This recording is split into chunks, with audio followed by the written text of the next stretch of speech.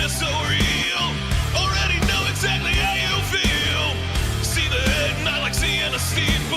You damn well know they're one of the people. Nobody breaks us, nobody made us, and no one can take this cause we got their fix. We are the people, we are the people, we are the people, don't mess with this.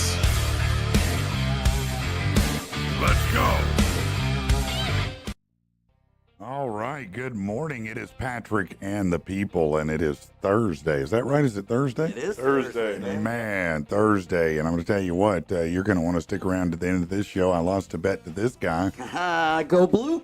Yeah, because, of course, there was no way Ohio State was going to lose that game, favored by 23, right? Yeah. I mean, they're at least not going to miss 2 field goals. I know that, right? Oh, of course they did. Or throw an interception. Yeah, that means that I get body slammed into a table at the end of the show. So you probably want to stick around for that. Well, let me introduce to you the cast today. To my right, Matt's back. Yeah, that's right. The owner of Drunken Cryptids, the award-winning podcast, we can say now, right? We sure can. The award-winning. That sounds good, doesn't it? It does. It feels great. I'm not going to lie. It's still surreal. I know it does, man. It's got to. Now, if you don't know, he is a Bigfoot hunter and enthusiast, and that and all things supernatural, really, right? Right. Okay, all right. And, of course, you know him. You love him, the Bruce Buffer of Little Rock.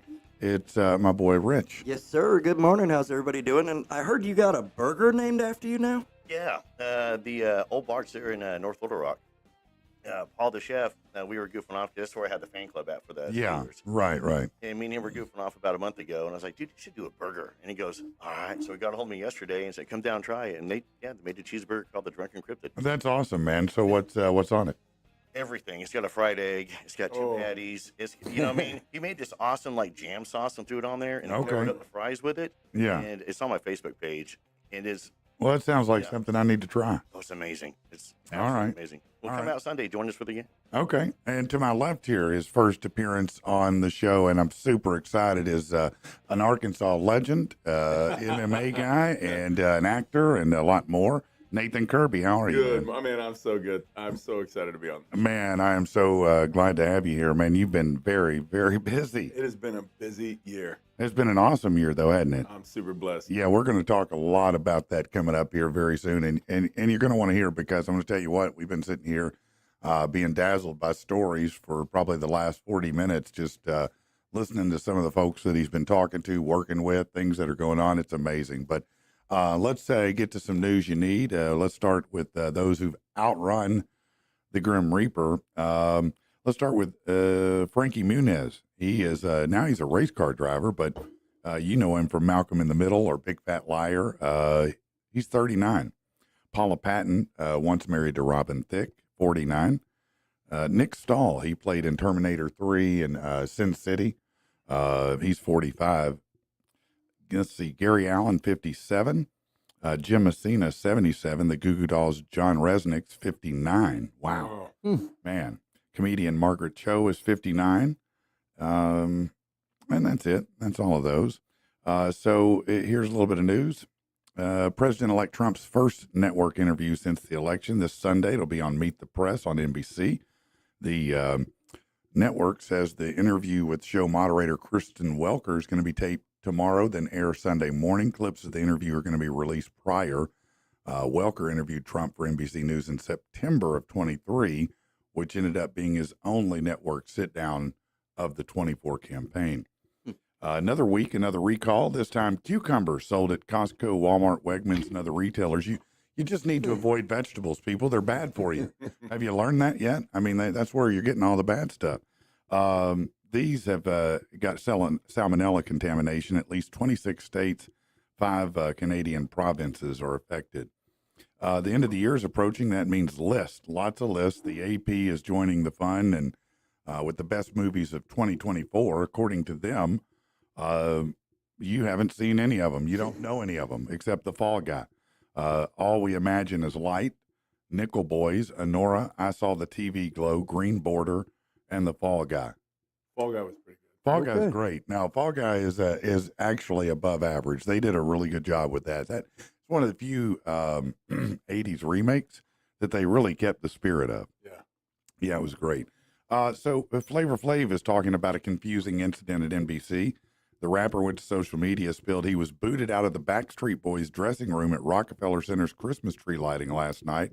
Said he was invited, but escorted out of the network by staff saying he wasn't supposed to be in that area. Then on the way out, it got weird. He said at the same time, their social media woman came up and asked to capture social content, and he added, "What'd I ever do to any NBC or anyone? All I ever do is try to spread love and joy. I think I did that for NBC at the Olympics." And that's bad. Flavor Flav getting booted out of the Backstreet Boys. I mean, you don't want to be kicked out of that. Wow. A CEO of a tech startup has openly said he's looking for employees willing to work long hours, up to 84 a week. Daksh Gupta leads a company called Greptile that focuses on AI in San Fran. He expects his team to be available from 9 a.m. to 11 p.m. at least 5 days a week, often on the weekends. Man, that's a big ask, isn't it? Right? I mean, damn, man. I mean, Let me guess. It starts off at $11 an hour. I'm sure it does. Yeah, just above minimum. Right. You know, they really want to help you out. If he's in AI, you think he could just create his own stuff to take care of everything I mean, for him? wow, yeah. Sounds like he's on the wrong path already. Yeah, right. At 6:45 yesterday morning, man, this is a crazy story. There's a lot to this that's going to be unpacked. I guarantee you this ends up a movie.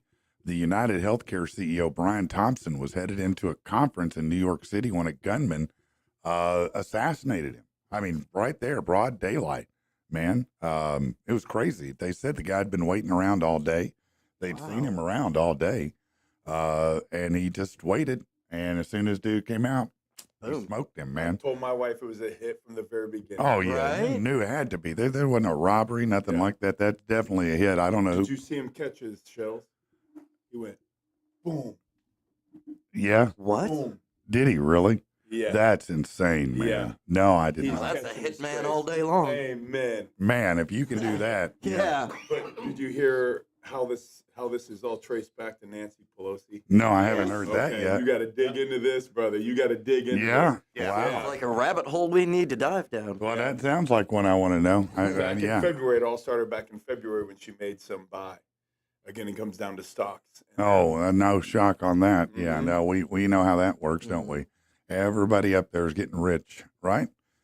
It's for the people, though. I mean, you know.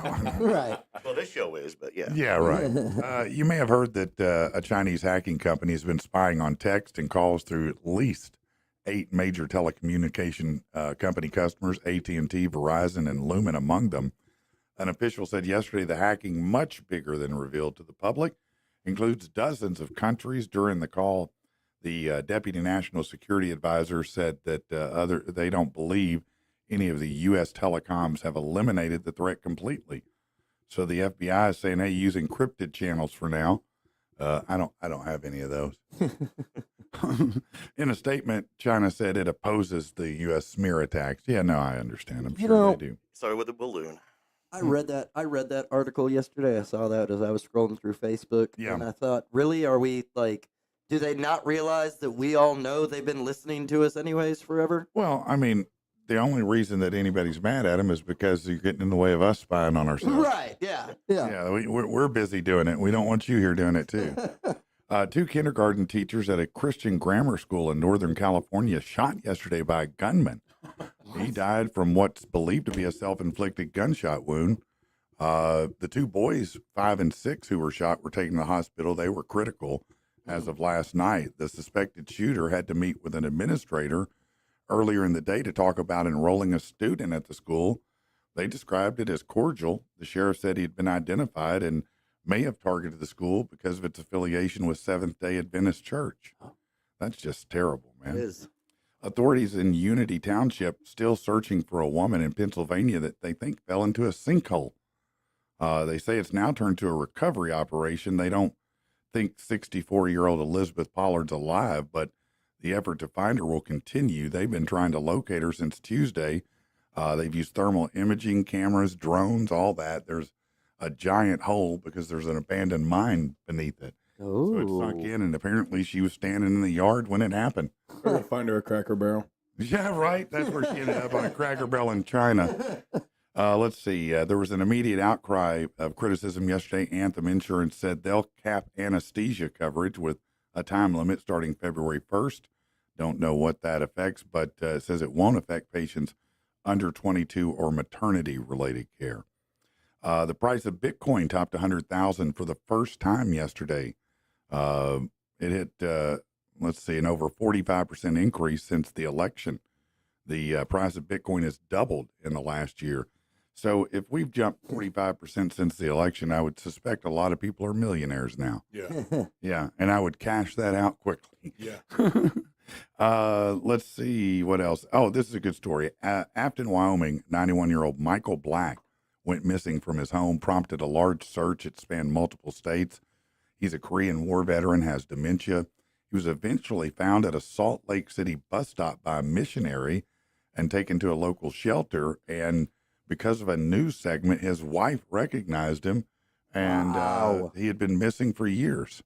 And, maybe not years, but he'd been missing for a while.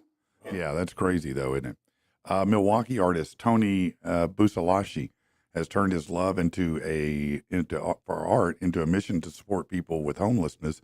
Over the past 7 years, the 90-year-old's raised a couple $100,000 selling artwork and donating proceeds to St. Ben's Community Mill. They provide food, shelter, all that. He said he was inspired by values instilled in him from childhood. He remains committed to using his talent to fund their efforts and leave an impact on the community. That's pretty amazing. Aw. That's awesome. Axl Rose settled a lawsuit. He's putting the sexual assault lawsuit by Sheila Kennedy behind him.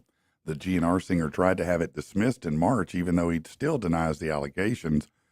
He did settle the suit. A key piece of the defense team case was the fact Kennedy talked about the encounter between her and Axl in the documentary Look Away and said she didn't consider it rape and added it was consensual. Okay, so now you're coming back and okay. Everybody wants a piece, don't they? KFC has celebrated the holidays with their iconic holiday bucket for 6 decades with various themes.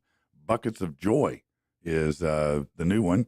It features humor and bold colors. They've created limited edition streetwear collection. So if you want the KFC streetwear collection because you like to rock the KFC, there you Get your go. drip on. That's right, your KFC drip, your gravy drip. All right, let's do With the sports. gravy shot. Yeah, that's right. The LPGA and USGA have updated their gender policies for 2025 season in order to compete professionally in the LPGA or any of the 8 USGA Women Championships. Players must be assigned female at birth or have transitioned to female before going through puberty.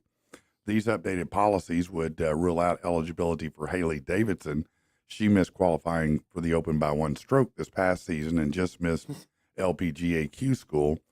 Policies enacted for 25 after a year of study involving medicine, science, sports physiology, and gender policy law. Golf doesn't bother me as much as other ones, but I get it. Yeah. I mean, I get it. Are they playing from the guy's tee box? No, probably not. Tom Brady is suggesting a big change. The conversation continues after the hit against Trevor Lawrence. Now, they call it a dirty hit here. I don't know that it was. It was a bad hit, but he was sliding. The guy had already come at him. I don't think it was dirty. On Monday, Rex Ryan sounded off about quarterbacks running full speed and expecting not to get hit, suggesting they should be taught to dive at the ankles instead of sliding. Talking with Colin Cowherd Tuesday, Tom Brady suggested penalties or fines against quarterbacks who slide too late and make contact inevitable.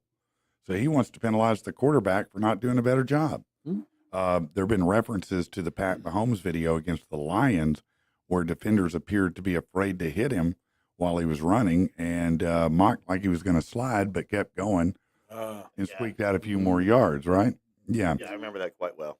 Do you? Why Yeah. don't we just play football? Yeah, I know. Football. No, there's not. That's going away. You're going to flag football before you know it, man. That's what's going to happen here. I'd love to see it go the other way, but I guess the bottom line is CTE. A lot of younger people aren't getting involved now, and so I don't know, man. It's a tough one there. But I'm with you. I mean, let's play football. If you're going to go, play football.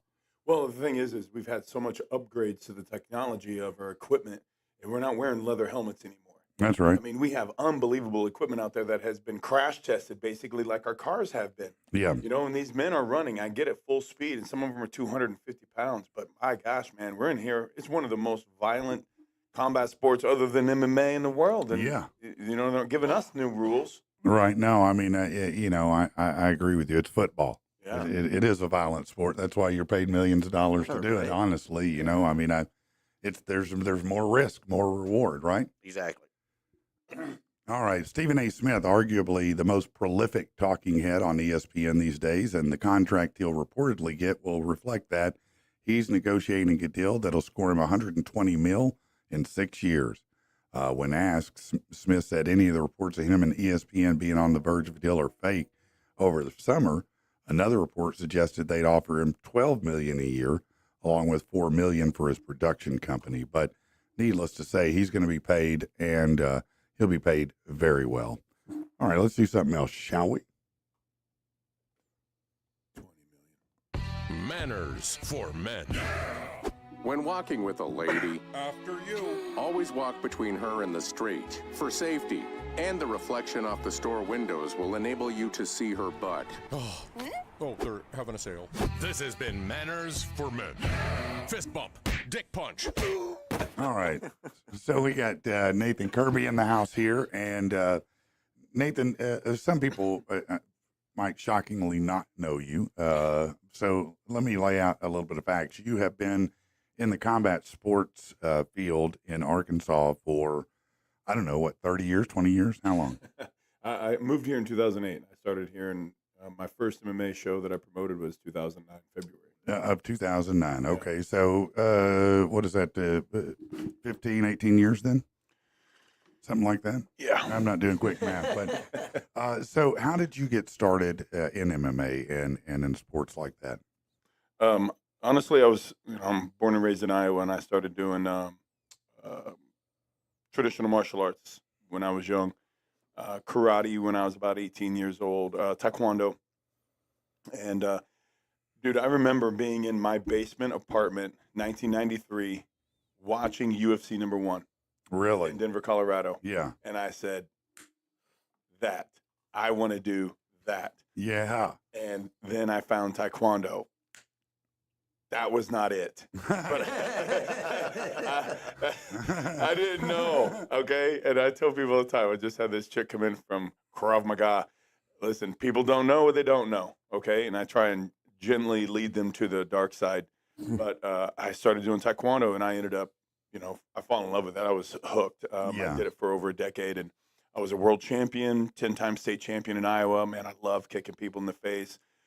Love training. That sounds awesome. Kicking people in the face does seem fun. Fantastic. Yeah. I got my world champion title, but I started training MMA at a Taekwondo school. I owned a gym below in Iowa, and above, my Taekwondo instructor had his school, his Taekwondo school.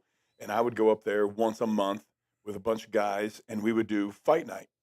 And I literally had a banner, posters, and an ad in the newspaper that said Fight Club. And I started Fight Club Yeah. in Iowa.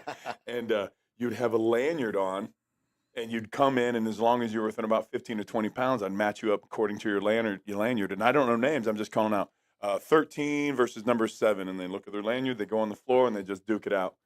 And that's how it really started. And then I need more. I need more than this. I wasn't getting into doing traditional martial arts because I didn't have any wrestling, didn't have jiu-jitsu, didn't know what jiu-jitsu was at the time.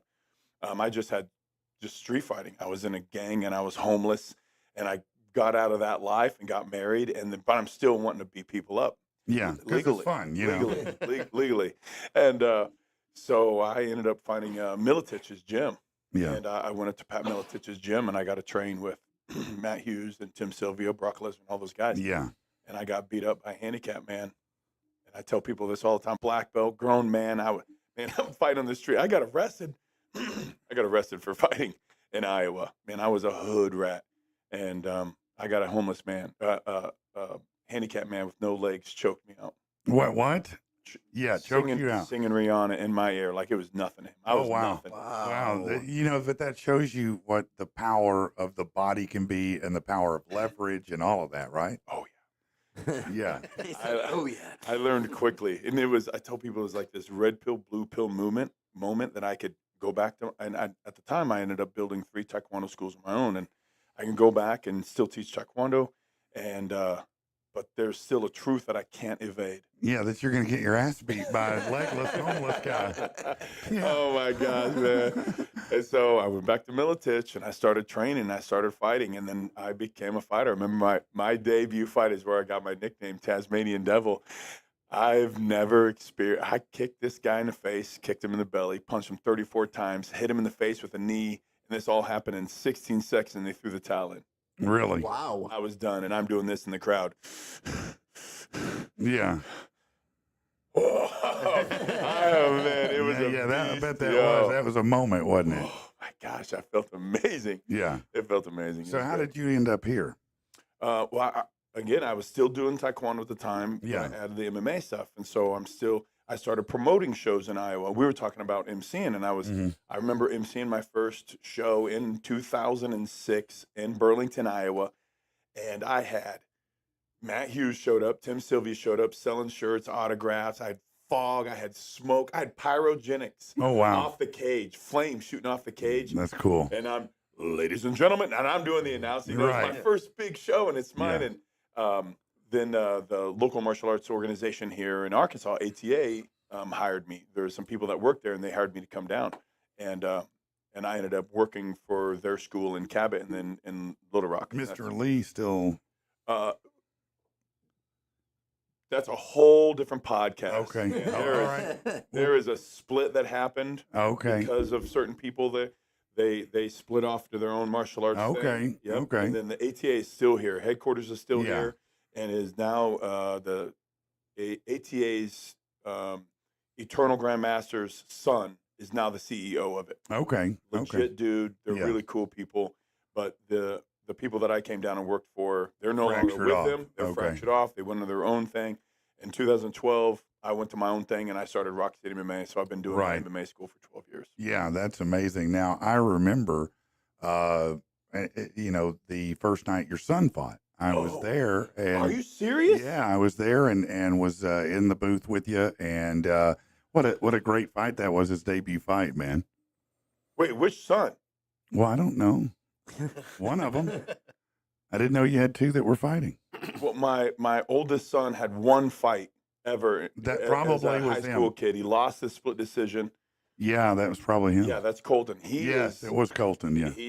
He's married. He's got a son. I have a grandkid. Yeah. A granddaughter on the way. He's a pilot in the Navy. He's an officer. Well, that's a good job too. Yeah. Yeah, he fought that. He fought hard though, Yeah. but he was after that. He was like, "No, I'm good. Yeah.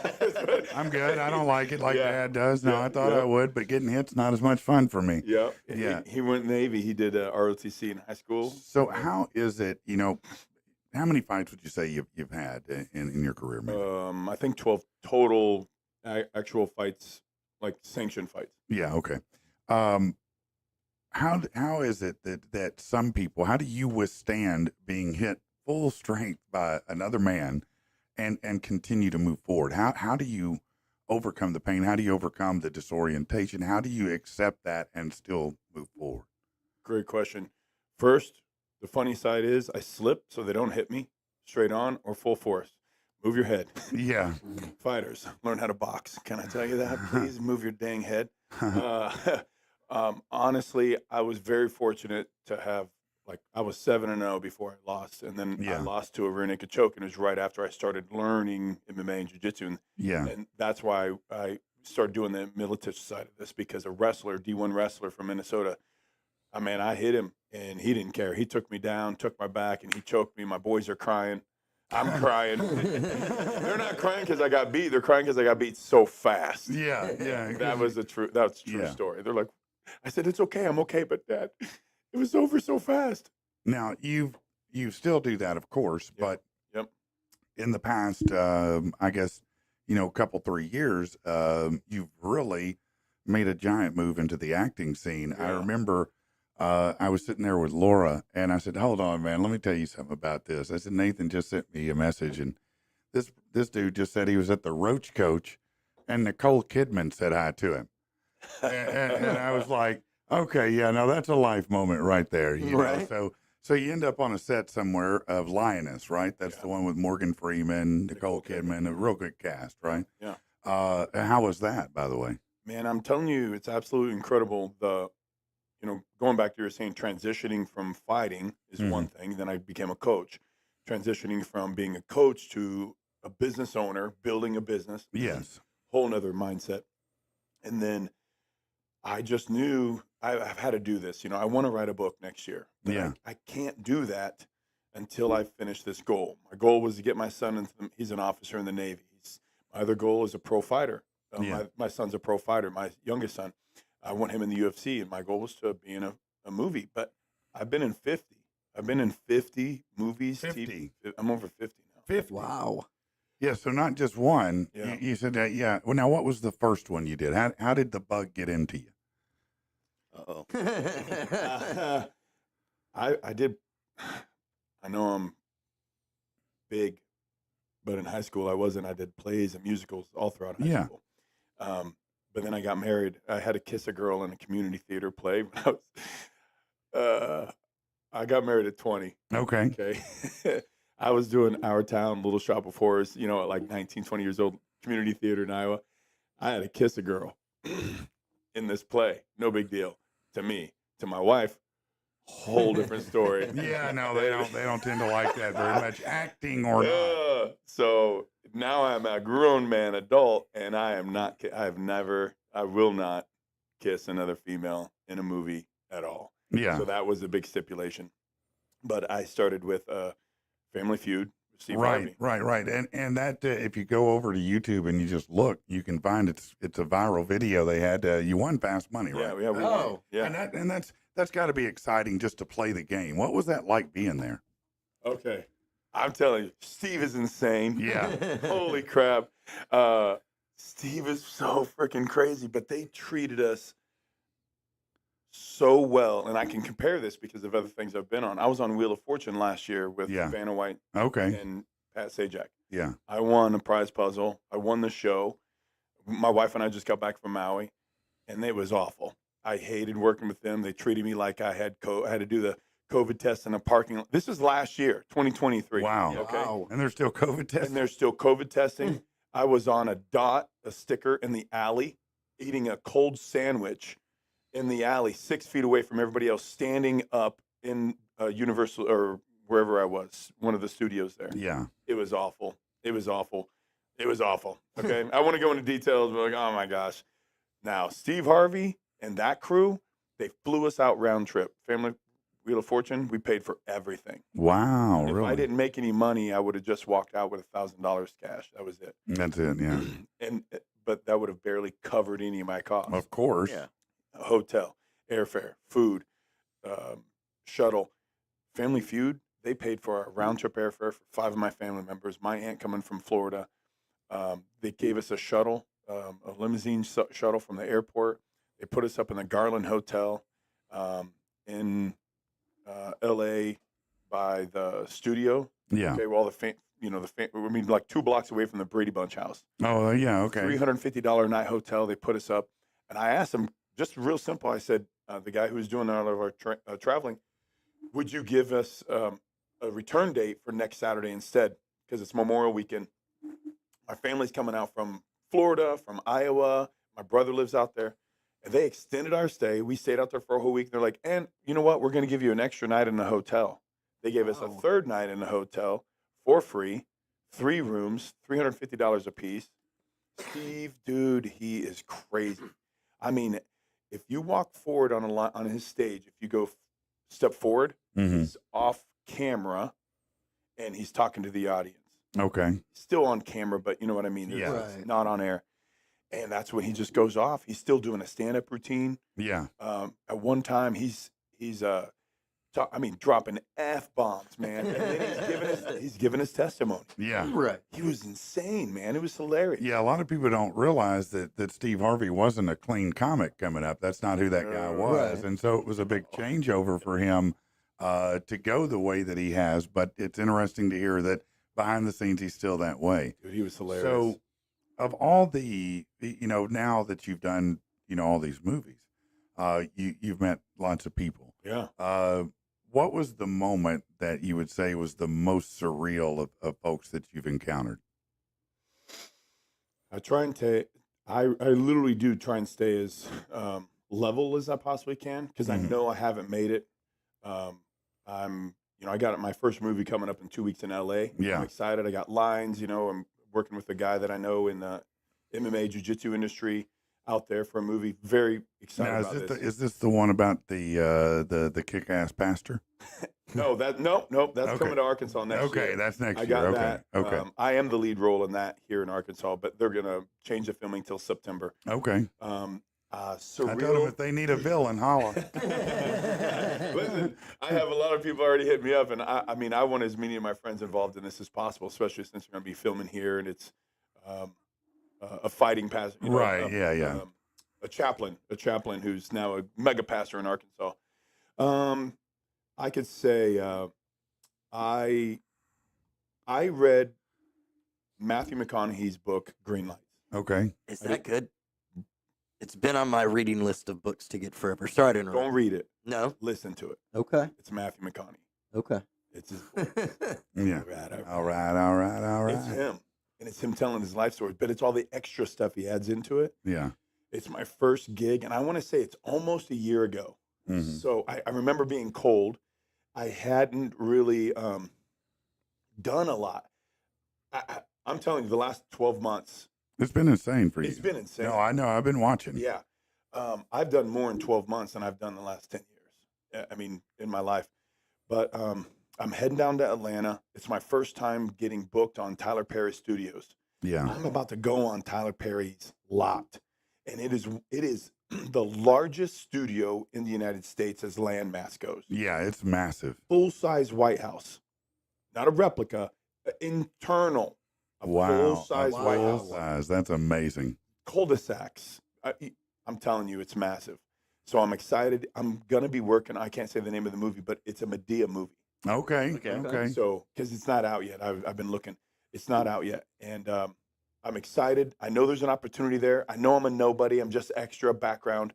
But I'm listening to Matthew McConaughey, Green Lights, and I'm on my way down there, and he starts talking, and I'm telling you, I'm so freaking inspired. I hit Birmingham, Alabama with tears in my eyes. And I'm like, I don't care what anybody says, kind of like what we said earlier. Yeah.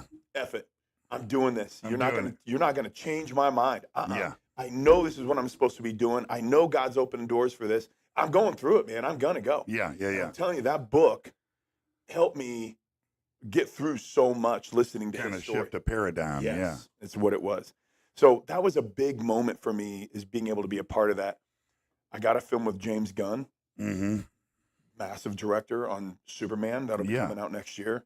I have been on a Taylor Sheridan film 3 different times. I Wow. was on Landman. Yeah. Oh shoot, I'll have to post it. I was wanting to post it and bring stuff, but I wish I could brag about everything I've done, but if they're not out yet, I'm gonna say Right, right, I can right. barely say anything. But the video is out on Landman. I did see my big ass walking down. You can see me. Somebody actually screenshotted already. They're like, I know this is you. You big head fool. And you can see me walking. I was on Landman. Oh, Mhm. wait. I was on Landman, Lioness. That's Yes. Taylor Sheridan. I Yeah. got to work with him.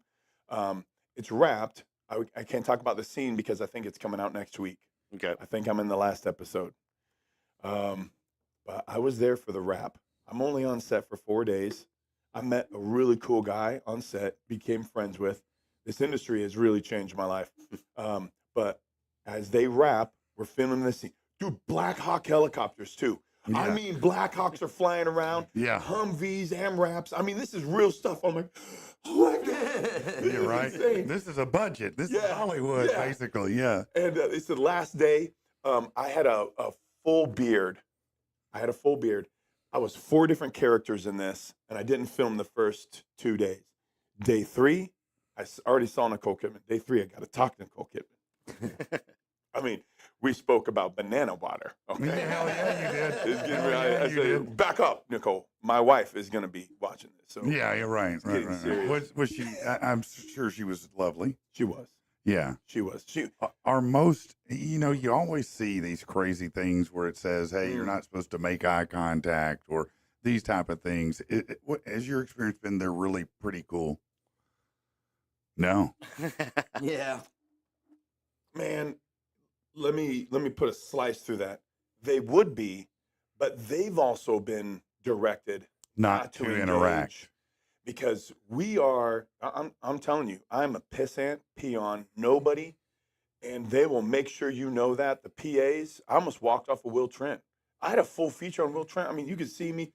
I mean, I'm in here with my left hand. They had a right-handed holster, so I'm in here with my left hand, drawing a weapon. All right, I'm coming down, and I'm full on the camera. Right? I mean, this is Will Trent, and then I had to slide the gun into my right hand because they didn't have a left-handed holster for me. I almost walked off that set because of the PA. The way she talked to me and treated me Really? is awful. Wow. I mean, they let you know where you stand. Yeah. There's no You union. need to be grateful to be there, is what they say, right? Yeah. Now, do you do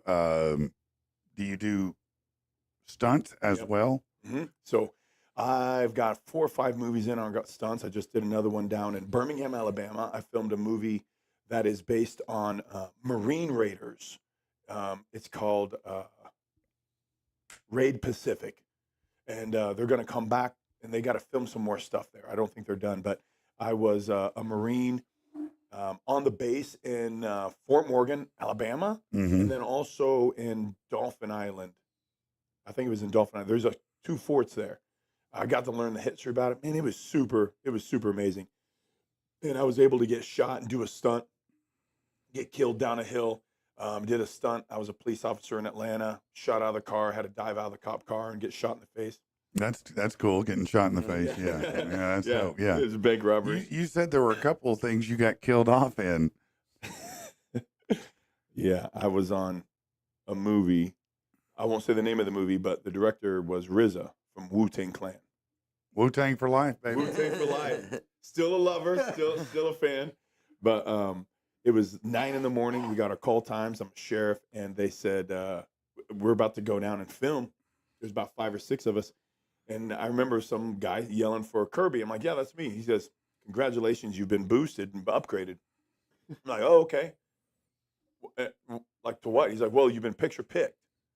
So ever since then, I'm always wanting to be picture picked. That means the director's actually That's involved, right. They saw your picture and they're like, yeah, that's we want that's the that guy. I guy. want that guy Yeah. for cop. Yeah. I want featured. So I started looking for certain things. So I'm not just running some cattle call to be some pedestrian. Right, in the background. Yes. Yeah. Yeah, that's what I was with Michelle Pfeiffer a couple weeks ago. But I wanted to be a part of another Taylor Sheridan production. So I did it. But also always hoping to get upgraded. I always Right. have that hope in me that there's something going to come from this. So anyway, I'm on set. He says, congratulations, you've been upgraded. Unfortunately, your scene isn't filming until 9 p.m. tonight. So I had to sit on set for 12 hours. So you can't like just bounce. You got to stay No, there. you are staying there because you are employed. Okay. You are under contract now. And I'm in my So do you go to your trailer? Or do you just sit on the set? sit right there on this. There's a holding some place. Depends on where we are. We've It's like the DMV for actors. Oh my gosh. Yeah, sometimes I'm telling you. Yeah. Man. But we meet a lot of cool people. There's a lot of cool people that I've really met being a part of this. Really and probably really been great for your network and, Yes. and for building out good resources and Yes. friendships. Yes. I'm not a patient person though. Yeah. It kills me in my mind. I'm like, I could be doing something better, different, more than this. You know, that's Than hard. sitting. Yeah. Sitting is difficult. Always. So I said, okay. So I'm about to film. And it was. The first night was amazing. Got to film this. Boom, we got the cop car. We got a stunt driver and all this cool stuff.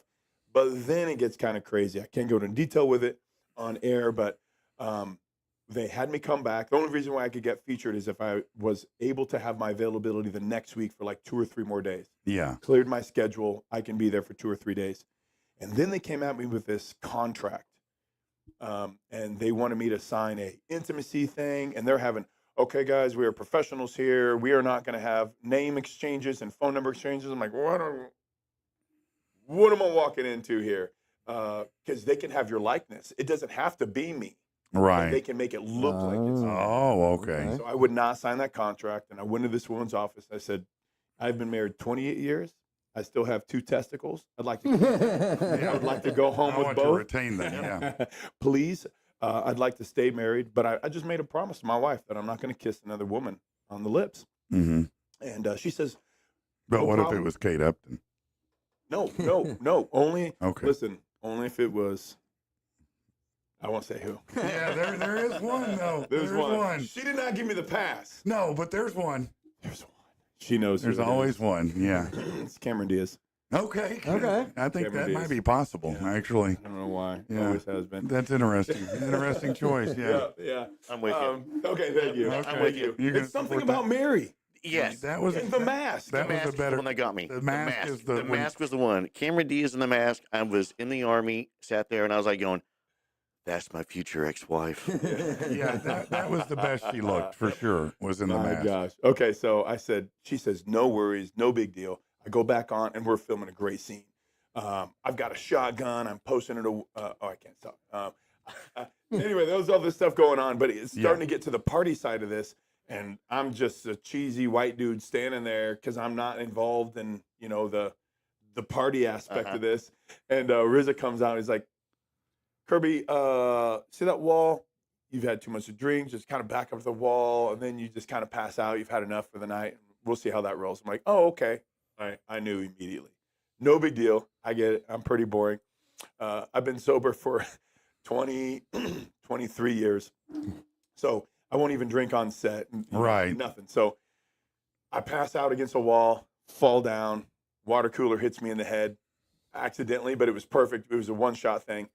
The next day, I was there all day, but we didn't get a film. And then we wrapped. The next week, that's when I filmed Superman for 4 days. They asked me to come back. I couldn't come back.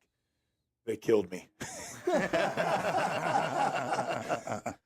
They smoked you. Yeah, They that's killed great. me. They put a dude in my uniform and shot him in the face. Oh yeah, that's awesome. Look, that's the best way to go out. Shot in the face, man. That's it. That's the way I want to end every movie role I'm ever in. Yep. Shot in the face. Right. Yeah. Oh, Yeah, you're yeah, dead yeah. now. You can't make it. You're dead. Matt, so what's going on in the Bigfoot world, man? What the hell's happening in the pursuit? Have you seen him lately?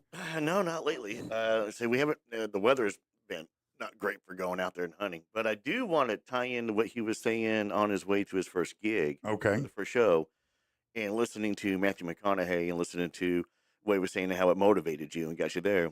On my way up to Northwest Arkansas to be filmed, my first documentary, looking for searching for Sasquatch, it was the same moment. It was a surreal moment to where a dream. Yeah. Finally happened as a kid. You're always watching these shows, always watching, and you're looking at the guys out in the woods and watching everything. You go, man, I want to do that so bad. Right. And then the opportunity drops in your lap. And like you said, too, though, for the past 12 months, my life, same way with you, Yeah. it just escalated.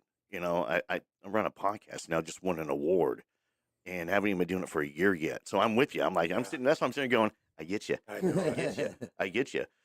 On the Bigfoot world, though, we haven't had to, for me, not much. I'm doing a meet and greet in January. With The Bigfoot? censored monkey, actually. Oh, what is it? The censored monkey up there in Cabot. Oh, yeah. Yeah, so I'll be up there on January 14th. Yeah, Brandon runs that place over there. Yeah. Yep, so I'm going to be Good up there people. for a couple hours between 7 and 9. February, we're going to Ozark. So I got to do it with Todd Neese on that one. We're doing a town hall meeting. Okay. So, and then I'm going to be a speaker next year in Ada, Ohio. Yeah. That's So, amazing. Yep, and then the bigger news is we have a live show next year in April, on April 5th, with another podcast, Cryptids of the Corn. They're coming here to North Little Rock. Okay. They're So- going to come join you. Yeah, exactly. Oh, So that's they cool. sent an invite. They're a great group of guys. They do a lot of Justin there. He does a lot of armchair research, Yeah. and he is always the smartest guy in the room. And he's not even 30 yet. And the kid Right. is- No, yeah, I he got it. I have a gunner. I understand. Exactly. So yeah, Yeah. Justin's real super smart. And then, but I do have an expedition going on this weekend. So All right. yeah, so when I come back in a couple of weeks, I'll have some information for you. Yes, sir. Yes, sir. So- Yes, sir. Can I ask you though? Yeah. Okay. I effing love Harry and the Hendersons. Who doesn't? Okay. All right. A lot of I know that's Yeah. one of my favorites. Howard the Duck, Harry and the Hendersons. Okay. Harry and the Hendersons, one of my favorite. And there's so many different takes on how bad he is and how good he is. What proof have you found at all to keep you on the hook? I had a Class A encounter up in Bald Knob. Really? Yes, I have a photo up there in Bald Knob as well. I had an encounter at Fort Hood to where some things stalked me and two of my guards one night on AHA duty. In Fort Hood, Texas? Fort Hood, Texas. Oh, Yeah. I was there a long time in out in the wilderness. Yep. It was North Fort You Hood. probably hadn't moved there then. No, well, you'd be surprised. It was back in 2002 is when this encounter Oh, happened. really? Yeah, Yeah, 2002. no, that was probably a good decade or so after I was there. Okay. So Okay, yeah, so you moved in later. Go ahead. Yeah, so it was North Fort Hood. It was a crazy, and I've always believed it. I'm from northern Utah, so I grew up in the Wasatch Front. Grew up with Bigfoot stories. And when the Patty film came out, my grandpa was like, he's up there. My mom had an encounter, so I grew up knowing that there's something in the woods, and what it is, I'm not going to speculate. Everybody has their own opinion, and everybody's right. So what's kept me interested is there's more evidence that comes out. There's more sightings that come out, and either it's mass hysteria or there's something to it, because this creature's been featured all over the world. And what drives me nuts, I just talked about this the other day on one of my shows, is, we base all of our knowledge and information on the science world, the natural world, based upon people from England in the 1800s who had these professional, occupations. And they would go to these local native lands, in Africa, over here in America, Australia, these, backwoods idiot people. Now, these backwoods idiot people live in this area. They know the area. They know what a hippopotamus looks like. Yeah, of course. So they describe a hippopotamus. Go, yeah, it's a hippopotamus. That's a giraffe. But then they describe a dinosaur-looking creature, and these white guys from England go, "Oh no, you're an idiot." So how are they an idiot? They know this is a creature they grew up with. It's a creature they see. They know it. They know what a crocodile is in the So water. you're saying they didn't want to document it at that time. They didn't treat it seriously. No, nobody did. Even when we were coming through America, every tribe has a hairy man story. Every tribe has a giant. Every tribe over here in North America has these creatures. They're featured on totem poles out west. Really? Yeah, the locals feature Sasquatch on totem poles. They'll have like an eagle, they'll have a bear, they'll have a deer, they'll have a Sasquatch. So why would they have other real animals and then one fake one? Yeah. Unless it's actually there. That's a great question. I mean, it's really interesting. So it's just, we got to think of how we were brought up, though. So yeah, the Native Americans, they were savages. If you read a lot of the old texts, a lot of the old documents, these explorers, when they go out there, and how they describe the local people is horrible. I mean, they describe them. We're almost like inbred idiots who don't know. Well, they were from England, after all. Exactly. But yeah, think about it. These people lived there for generations, for centuries, on the same area. So they know the land. You know your living room. You know your backyard. Yeah. They know how to farm. They know how to hunt. They know how to kill. They know how to you're survive. saying they're not so dumb they don't know what animals are out there. They've been there. Yeah. Yeah, they know what plants to eat. They know what animals to stay away from. So if they describe a creature they're seeing, they're telling people, "Hey, don't go over there because that's such and such."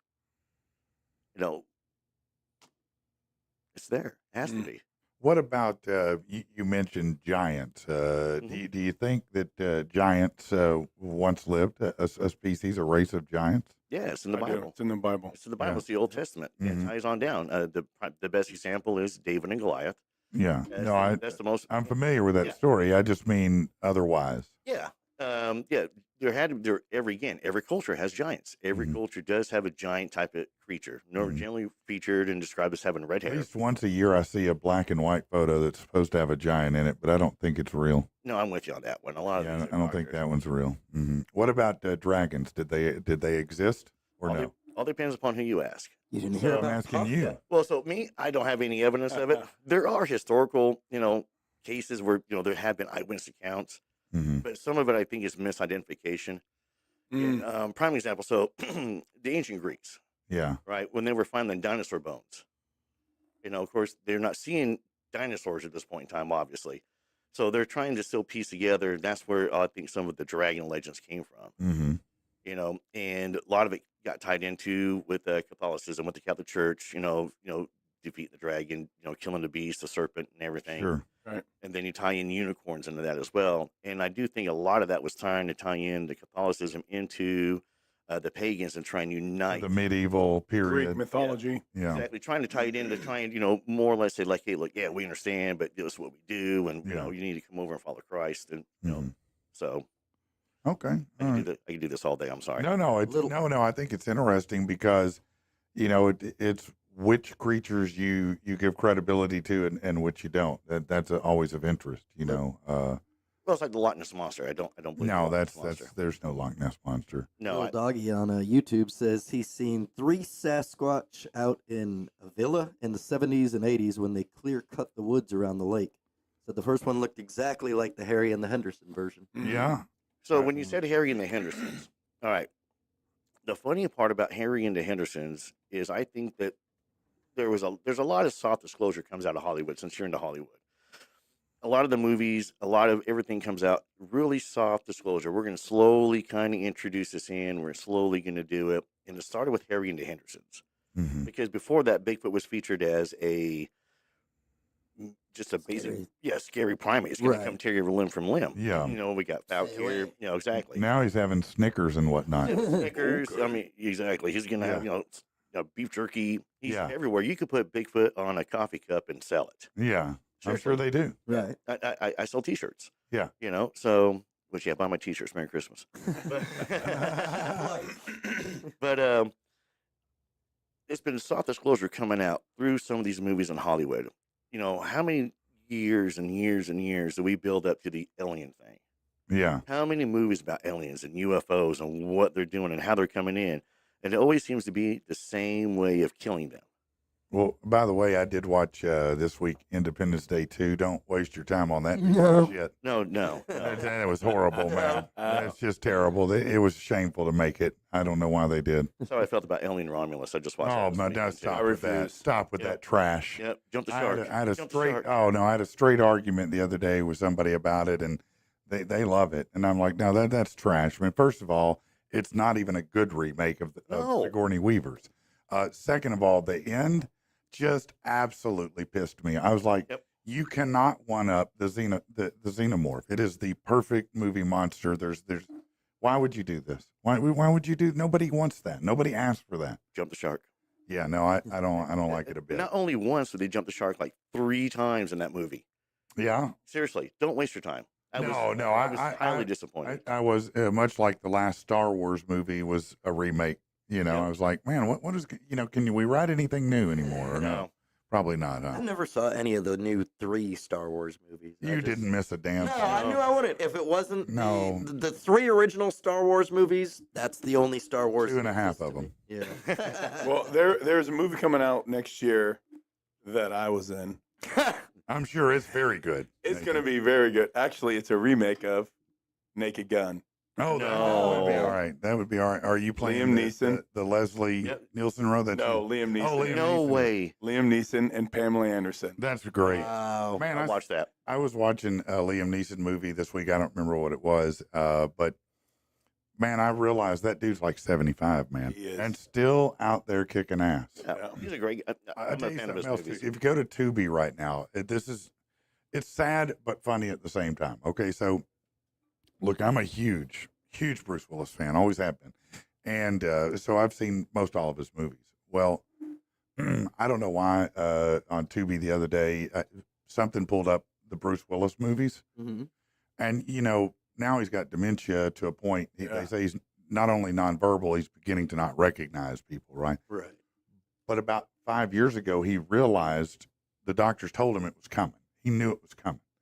So he came up with this plan and kind of changed the way a lot of people in Hollywood do business, because he said, here's what I'm going to do. I'll be in any movie you want me to be if you can get me in and out in a weekend for $2 million. So $1 million a day, 2 days, you got me to shoot whatever it is in your movie you want shot.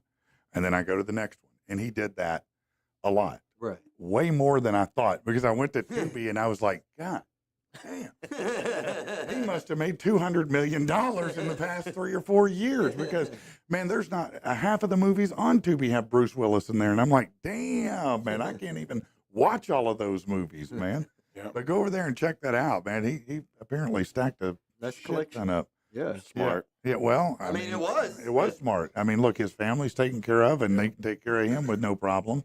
And he's making sure his legacy is going to carry on, and everybody's Right. going to remember him as Bruce Willis, not Yeah. as dementia Bruce Yeah, Willis. yeah. Right. No, you're right about that. I did watch the greatest Christmas movie of all time the other day, and it was just as glorious. It's always It's glorious. always been.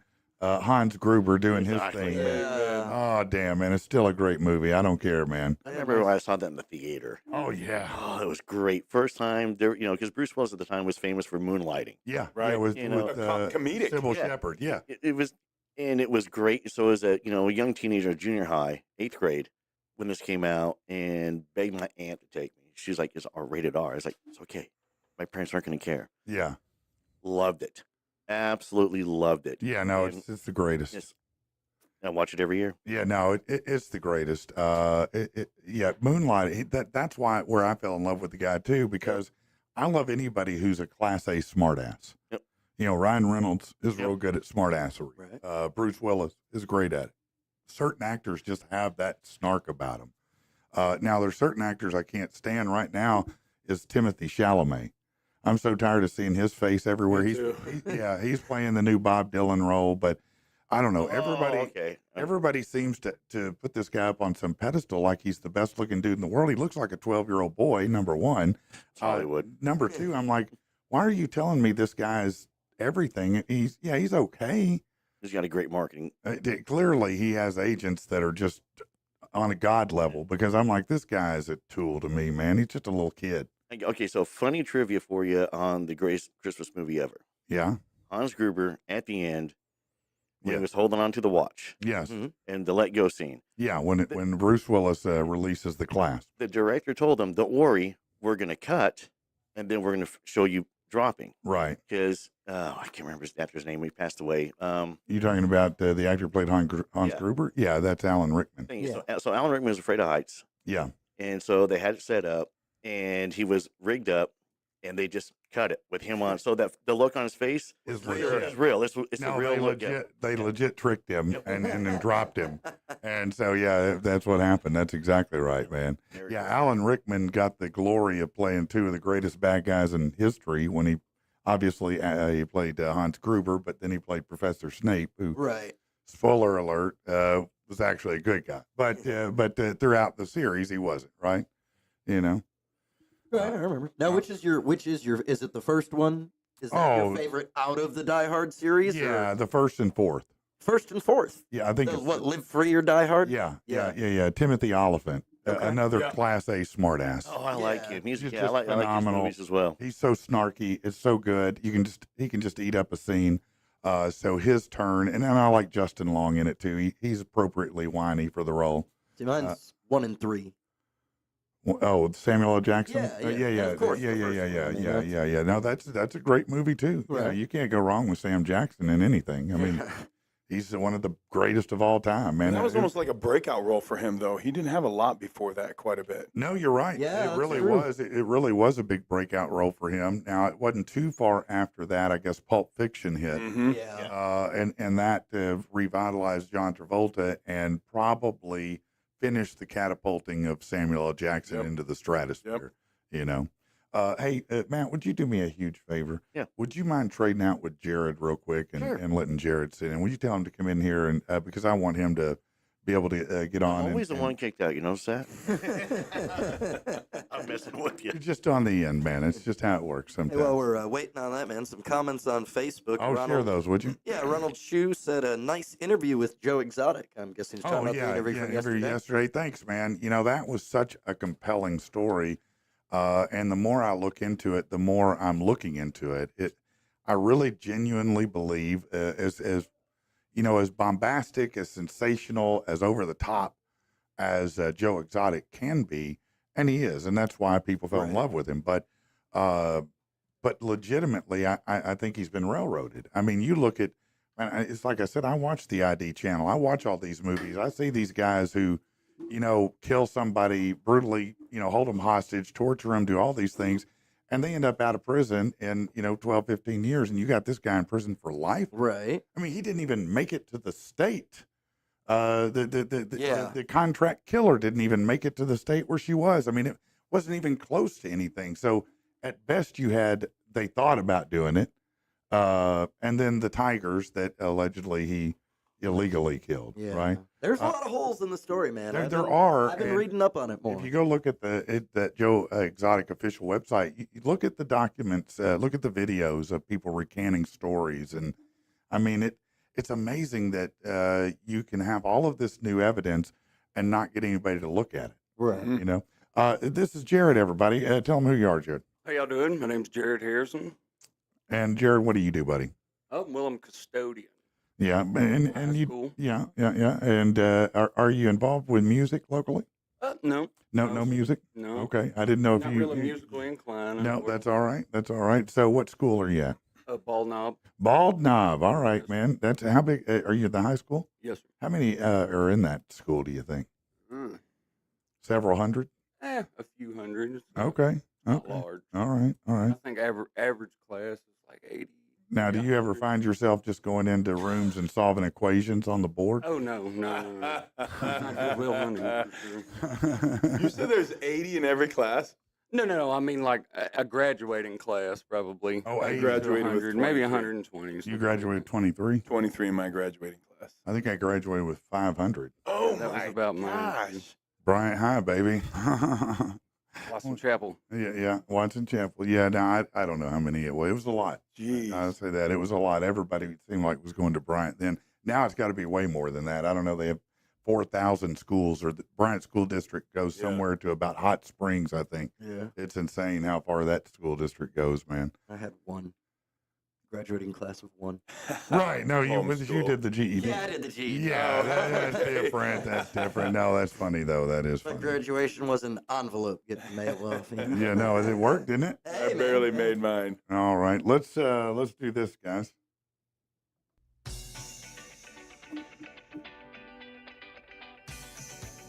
This is the segment, not like the other.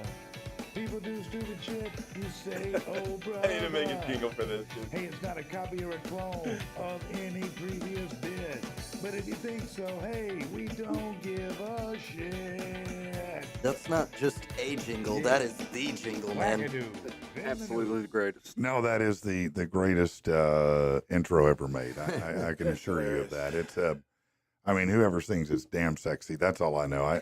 I'm not even that inclination, but I would get with that dude. Right. That's all I'm saying. Yeah. I heard they don't have any end in sight for it being at the top of the No, charts, it's man. it owns the charts. Right. It is the charts. And let's get to these stories now. A 70-year-old woman last month hurled objects from a hotel balcony while naked before spitting on a police officer with mouthwash. This is Margaret Morench. She was booked into the J. Rubin Long Detention Center Saturday on account of assault on a police officer while resisting arrest. What happened? Well, on November 22nd, they showed up at the Sandbar Hotel there at South Ocean Boulevard. The manager said a woman was standing on the balcony in front of Unit 1322, yelling boisterously and throwing objects while naked. The officer detected a burning odor when he arrived at the front door, noticing through an opening in the blinds that smoke appeared visible. He knocked several times. The officer forced his way inside, where a heavily drunk woman grabbed a bottle of mouthwash, gargled it, and spit on the officer's shirt and pants, according to the report. She had at least 4 other arrests this year between May and November on public disorder and public intox. So, yeah, there you go. It's like the female Morgan Wallen. Sounds like a retirement home in Florida. Yeah, it does. It really does, doesn't it? Let's see. Okay, here you go. Florida man with his set of sights on entering a USAA building in Tampa wasn't going to let anything stop him from getting in. Tampa police said 70-year-old Robert Beatty went to the guard gate at the USAA office on Commerce Park before 2:15 Tuesday, demanded to be let in. The guard said, yeah, I don't think so. And then he put on a helmet, drove recklessly through the parking garage, damaged several fences on the property. Then he drove into the actual building. Two people in a marked security SUV tried to block him, but he intentionally reversed and struck their vehicle. When officers arrived, they found him on the 3rd floor of the parking garage, and they went ahead and, took him to jail for a little bit to help him out. and Florida is quickly becoming like the geriatric wild, wild west. Oh, it man. really is over there, you know. Special breed. For Well, sure. you know that they have there's that Margaritaville, the retirement Yes. center. Yeah. They have outrageous STD problems there. I mean, outrageous, man. These folks are swinging, they're banging, they're doing it all, man. They don't give a damn. Whatever man. happened to just going and playing bingo, man? Now they're They're playing bingo, all right. Yeah. I Yeah, just want to know what car he drove. I mean, that would be a great be a advertisement. good for- advertisement. Yeah, Built yeah, Ford tough. yeah. No, you're right about that. Here's another Florida guy Of course. arrested after his Craigslist post searching for crack was answered by an undercover cop. The suspect, identified as Anthony Mata, wrote in his post, new to the area, looking for ice or crack. Apparently new to the internet. No one uses Craigslist anymore. Well, first of all, Craigslist is the bait list of all lists. Right. You just assume everybody you talk to is a cop on Craigslist, man. Mata was charged with the purchase of methamphetamine, unlawful use of two-way communication. He was arrested for being a principal to the purchase. Man, I just can't even believe people are on Craigslist at all. That's what I'm saying. I didn't even know it existed anymore. Right. Right? I thought I got shut down forever ago. Remember Well, the Craigslist killer? yeah, of course. Yeah. Yeah, no, it's Have you ever done the Google your birthday and then put Florida in there just to see what No. happened on your birthday in Florida?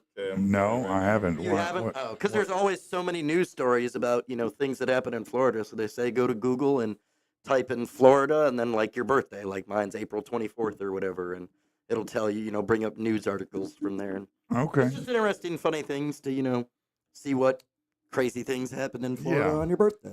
So recently a piece of art sold for about $6.5 million. It was a banana duct taped to a wall. That's a true story. Here's another one. This is a whole new meaning to draw on a blank. A barren white canvas, valued at more than $1.5 million, up for auction in Germany. The 1970 piece by minimalist painter Robert Ryman, titled General 52 by 52, that's the dimensions, will be up for grabs by art enthusiasts at the Ketterer Kunst auction house in Berlin. It's painted a stark white. It's going to get more than $1.5 million. It appears to be blank, but the all-white canvas with a slightly darker white frame was painted using white enamel and enamelac paints typically used to paint metal. The use of these paint types atop a cotton canvas resulted in, quote, a piece so delicate it couldn't travel to be on view ahead of the sale. Look, it's a white canvas. That's what it is. It's a white canvas. I don't care how many shades of white, what color white, what kind of white. It doesn't matter. It's a white canvas. Okay. Yeah. I got one better. Okay. This just sold, and it's over $1 million. Okay. A artist certified this invisible art. Oh, invisible art even. Oh, Invisible art. He certified it, and it's sold.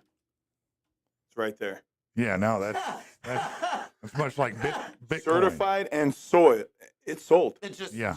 I brought it in. I brought it in today. No, to no, show I you appreciate guys. you putting that on Yeah, display. you're welcome. Everybody's been checking it out Yeah. all morning. No, I you're hope right. you enjoy that. I have enjoyed it. I've been looking at it all morning. Yeah. So we've Been in now, my way a had, couple times. we've now had a banana that sold for like $6 million. Yeah, yeah. You got a Now, white canvas for a one white and a half. canvas for 1.5. And invisible Apparently art. air. Yeah. Yeah. They actually, I saw them selling gonna air go in a do like a- can not long ago. Oh, that's That was during COVID. They were selling good air in a can. We need to find something, man. Yeah, I Like, know. sell It's us art. always the stupid shit. Maybe that like does a it. gigantic butt plug or something you can just put up. Yeah, no, that sounds amazing. That would be great. Yeah. Judge Mathis has been sued for threatening to shoot a municipal worker after a heated exchange. You know Judge Mathis. Oh yeah. Yeah. Richard Acosta, who was working with the LA Department of Water and Power back in July of 23, filed a lawsuit. The suit says he was working on a job outside Judge Mathis' home where the judge attempted to pull his car out of the driveway. As Mathis pulled the car out, he started shouting expletives at Acosta and others, demanding they move the effing truck out of the way. He then exited his car and started standing behind their dump truck where he started making demands. Acosta claimed he told him to move for his safety. They feared the truck would accidentally run over him. Mathis asserted that he didn't give an F and to run over him and see what happens. In other words, F around and find out. At this point, Mathis then told Acosta he had something for him, to which he went in his home and came back with a gun. This is a judge. Wow. TV judge, but he said, I'll bust a cap. You want to F with me? The LAPD didn't even investigate the claims, according to Acosta. Should he pursue this lawsuit, will not only vigorously defend the case, will file cross claims against him for illegal conduct and defamation of character. They state they're going after the judge regardless. So they're going to try to get him on that one. I assume it wasn't defamation. He probably did pull out a gun and tell him he'd pop a cap on him. That's crazy, isn't it, man? All right. Hey, we need to do this, so why don't we? If you're looking for a vehicle, how about a late model, low mileage vehicle? Go to Fitz Auto. Listen, if you want a car, a truck, an SUV, a boat, a camper, a side-by-side, they have everything that you want and then some. But don't worry about bad credit. That's what they deal with. They're their own bank. Look, you can check them out online at fitzauto.com, or you can go in person, 8421 Stagecoach Road in Little Rock. Find out why we've bought 7 vehicles from Fitz Auto. They're that good. You know what? As a real estate agent, I've seen lots of homes get caught up in probate. That's when somebody dies and they don't have a will. And the next thing you know, siblings are arguing over houses, possessions, cars, things like that. That is a nightmare you don't want any part of. You're going to need some help. You need someone with experience. You need Riggin Law. Okay, RigginLaw.com. Kristen Riggin there and her team are amazing at guiding you through this process. Look, you want to get what's coming to you, but you don't want to have to fight with everybody to get it. Just get Kristen to do the work for you. Go to RigginLaw.com. When you have questions, you have concerns about an inheritance, about anything like that, RigginLaw.com is the solution. Check them out. Do you live or work in Conway, and are you a vapor? Yeah, and listen, stop going to crappy gas stations to get your vapes. Go to Crazy J's. They've got 2 locations in Conway, every kind of flavor you can imagine. Not only that, but if you love the electric lettuce, and who doesn't, they've got all kinds of glassware, some of the coolest stuff that you've ever seen. So no matter whether you're trying to get your vape on or your bud on, Crazy J's is the way to go. Check them out. They've got 2 locations in Conway. Crazy J's for all your vape and smoke needs, baby. All right. If you could live with any famous person, who would you want it to be? That's what a new survey from Zillow Rentals asked Americans which pop culture icons they'd want as a roommate. So this polled about 3,071 U.S. adults. Now, before I name any, what? What is it, man? He just handed me his phone here. The article reads, Florida man haunts beaches dressed as Grim Reaper. That's great. Says governor should require masks statewide. No, that's So awesome. he's coming back out. No, that's great. It's just No, He's a one of those fun Democrat. things, you know? you need those people in the world for sure. If there was any celebrity you'd want to be a roommate with, Jared, who might it be? Well, I guess Ryan Reynolds would be hilarious. That's a good call. That's a good call. Okay, how about you, man? A celebrity to be a roommate with? Yeah. Why is a douche? Okay, that's a good one. How about yourself, Nathan? That's such a weird question. Is it? They're weird. They're weird. I don't want to be a celebrity. I just want the influence so I can write a book and get on stage Yeah. and speak for the rest of my life. No, I Oh, feel that's a you. good one. Um, I think a singer. I think that would be awesome. Yeah, I think a performer. I might agree with that. Well, you were actually, Jared, spot on with number 1. The Deadpool star leads the list with 17% of the vote. Ryan Reynolds was number 1. Somehow, some way, Taylor Swift was number 2. Oh, God, no. Zendaya 3, Olympic gold medalist Simone Biles, LeBron James, Caitlin Clark, Travis Kelce, Lionel Messi. Whoa, slow down. What? I'm glad to hear it. What are we slowing down about? Who gave this poll? Who gave this poll? The way this is leaning, I can tell this is a CNN poll. Oh, you think so? I think it could be. Let's see. Zillow actually did it, but they could be owned by CNN for all I know. I have no idea. How many people say Caitlin Clark? Well, she came in third for athletes, followed by Travis Kelce and Lionel Messi. That's awesome. Caitlin Clark is my hometown Iowa. Yeah. Yeah. She's a great, Yeah. great ball player, man. She's And phenomenal. LeBron? Yeah. LeBron was one of the top. Lebron was number 2. LeBron was? Yeah. Yeah, I like to call him Lebron. It aggravates the hell out of my son. He loves LeBron James. I always call him Lebron. I say, Or Lee Bryan. Lee I said, Bryan. you know it's Lee Bryan. It's Lee Bryan James. I just make call my him wife LeBron. mad. I say it's Temu. Temu instead of Timu. She says it's team. I said Temu. Temu. I That's guess I'm great. on Temu. I love to She say has to correct me. I love to say words the wrong way sometimes to drive people crazy. I used to always say penis. People would get so aggravated, like, it's penis, man. Yeah, no, I didn't know that. I'd never heard it before. Speaking about that, John Bailey and the Heathen Revivals say not Diddy. They wouldn't want Diddy to be there. No, Not Diddy. That's no, funny. that's definitely not the roommate that you want as Diddy. No, especially right now. If he's your roommate now, you're really in trouble, huh? That's a good one. Robbie on Facebook says if he was alive, he'd have Robin Williams. Oh, yeah. That'd be an awesome roommate. That would be an entertaining roommate Oh, for for sure. sure. He's one of the greats of all time. If we're gonna go down that route, though, I'd go actually Michael Winslow from Police Academy. Yeah. Oh, yeah. all the noises. Oh, come on. No, he's phenomenal. He is. He was a phenomenal. Have you ever watched? Do you watch a lot of stand up? Oh yeah.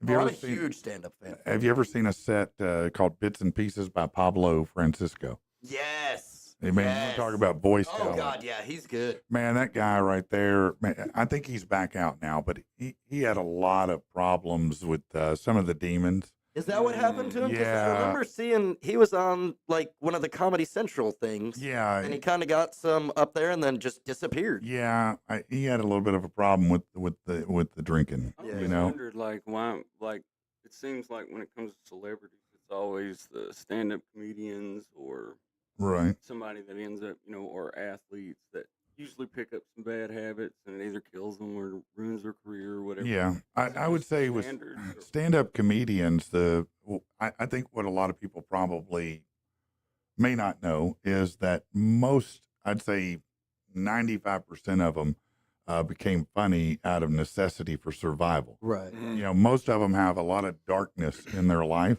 Mhm. and so comedy was their survival tool. So they come into the game predisposed to issues to begin with. Right. And I can verify that because I've worked with a damn lot of comedians, and all of them, most of all of them. Occasionally, you'll find one who's like, "No, I had a great life, great parents, everything was good." Normally, they're not that funny. Yeah.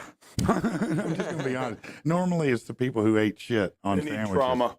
Yeah, Right. it's trauma is the birth of comedy. Well, and you I know. think that just comes from trying to make the best out of a shitty situation of life. Yeah, I know. I mean, Yeah, that's what happens. So that's what makes it fun. now athletes, I can't speculate. I don't know. Well, specifically like wrestlers, it seems like they're the ones that. Oh, you same, Well, I same mean, problem. Same A problem. lot of Yeah. that was back in the day of, I mean, of course, their schedule. You know, they're, Oh, yeah, they're, yeah, you know, I don't know if you've seen like the Vince McMahon Oh, yeah. documentary at all, but a lot of those wrestlers, you know, back in the day, they're working, 7 days a week for months straight, and they're told, hey, yeah, you can take time off. We can't guarantee your spot will be here when you get back, but you can go ahead and take time off. And No, so everybody was getting on the juice back then. Oh, yeah. I don't know today. I think the juice has improved. I think it used to be the juice they did would make you crazy, Yeah. and made many people absolutely crazy. I think now there's a lot of things like HGH and all of the stem cell stuff and different things like that have come along that have replaced a lot of the old anabolic steroids and stuff. At least I think so. I don't know. You might know better than I would. Well, when I was doing MMA, I've never done steroids in my life. I mean, I just live in a gym as much as I can to try and be as big as I am and strong as I am. Mhm. At almost 50 years old, I have to work my butt off for this. Right. And the people, they say it's cheating. I'm at a stage where it's not cheating because I don't want to do it for competition. I want to do it for health. Right. right. But there was a time where I wanted to do it for competition, and because I'm training with Tim Sylvia, he got busted in the UFC for after he beat Randy Couture for doing steroids. Yeah. I trained with Brock Lesnar up in Iowa. Brock has a massive history in WWE. Mhm. That's how big he was. And Yeah. of course, nobody talks about The Rock. Nobody talks about that monster. I've man. You talked see about his- it many Yeah. times. His transformation. Nobody talks about it. But I know at the time, in my mind, I didn't even know how. I wouldn't even know how to get it at the time. When I retired from fighting the first time, I had a gym in Iowa, and this dude walks in, my very first customer. I actually had $1 of his still on my wall because he was my first customer when I opened this fitness center up in Fairfield, Iowa. This dude walks in, pimples all over him, blotchy. He did not care. He was open about steroids. Jack dude. He was talking about he'd go to Walmart and get the syringes and say his grandma has diabetes. Right. He didn't care. I mean, he absolutely didn't care. And then I ended up playing semi-pro football with this guy. He got me on a team, and I did a combine. I was 33 before that even happened. Wow. Yeah. But I did that so much natural. The only thing that I know now when I talk to guys in the sport, I wish I had enough money because I would get stem cell myself. Yeah, My- stem cells My big. arm, this is as far as it'll open, and this is as far as it'll close. I can't close my arm. It got hyperextended by Tim Sylvia. Yeah. And then it got hyperflexed by just a white belt crazy student snapped my arm.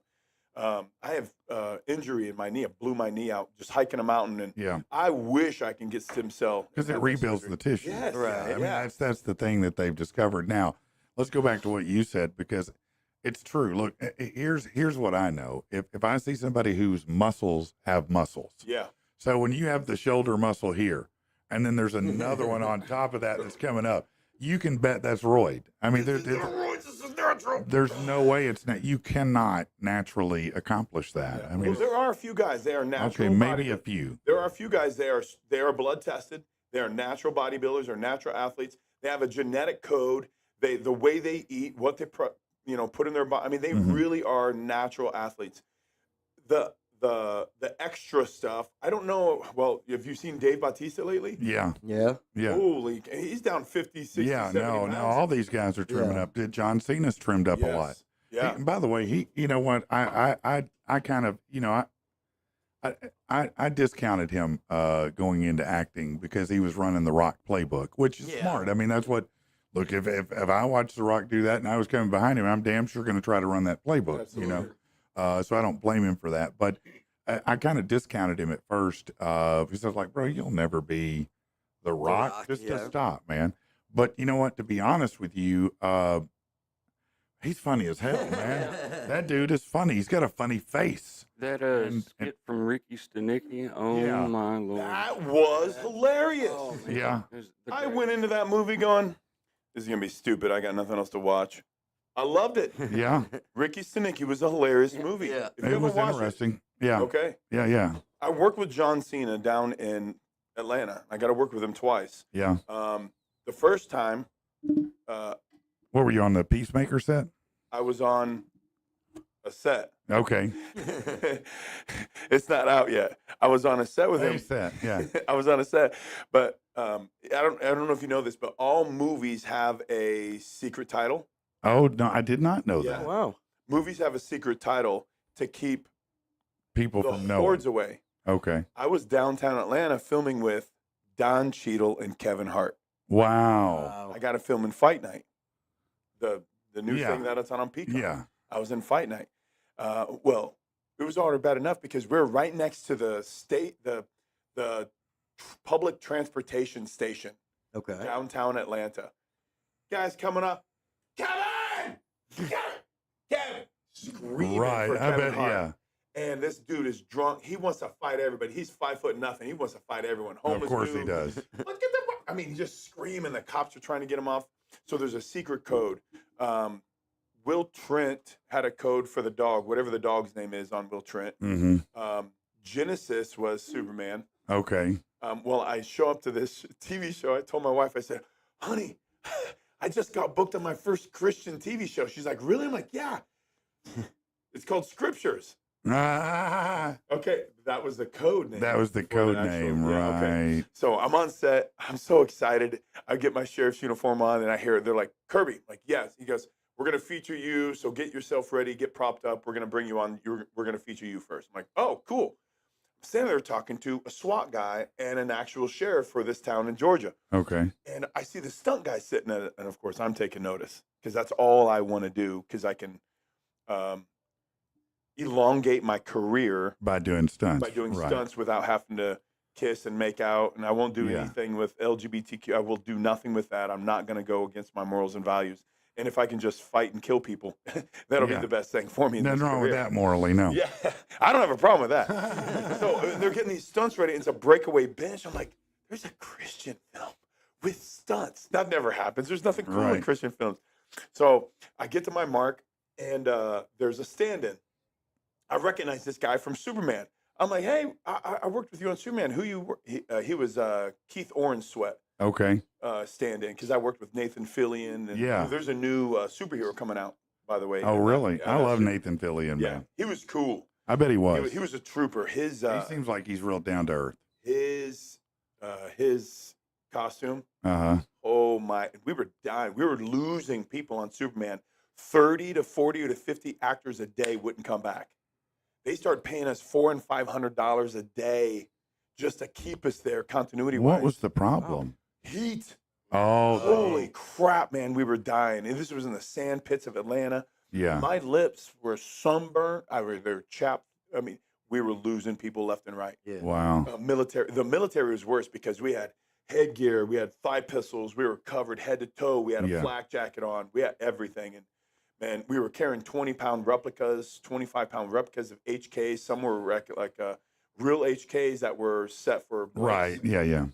So anyway, I completely lost my train of thought. So I filmed with this guy.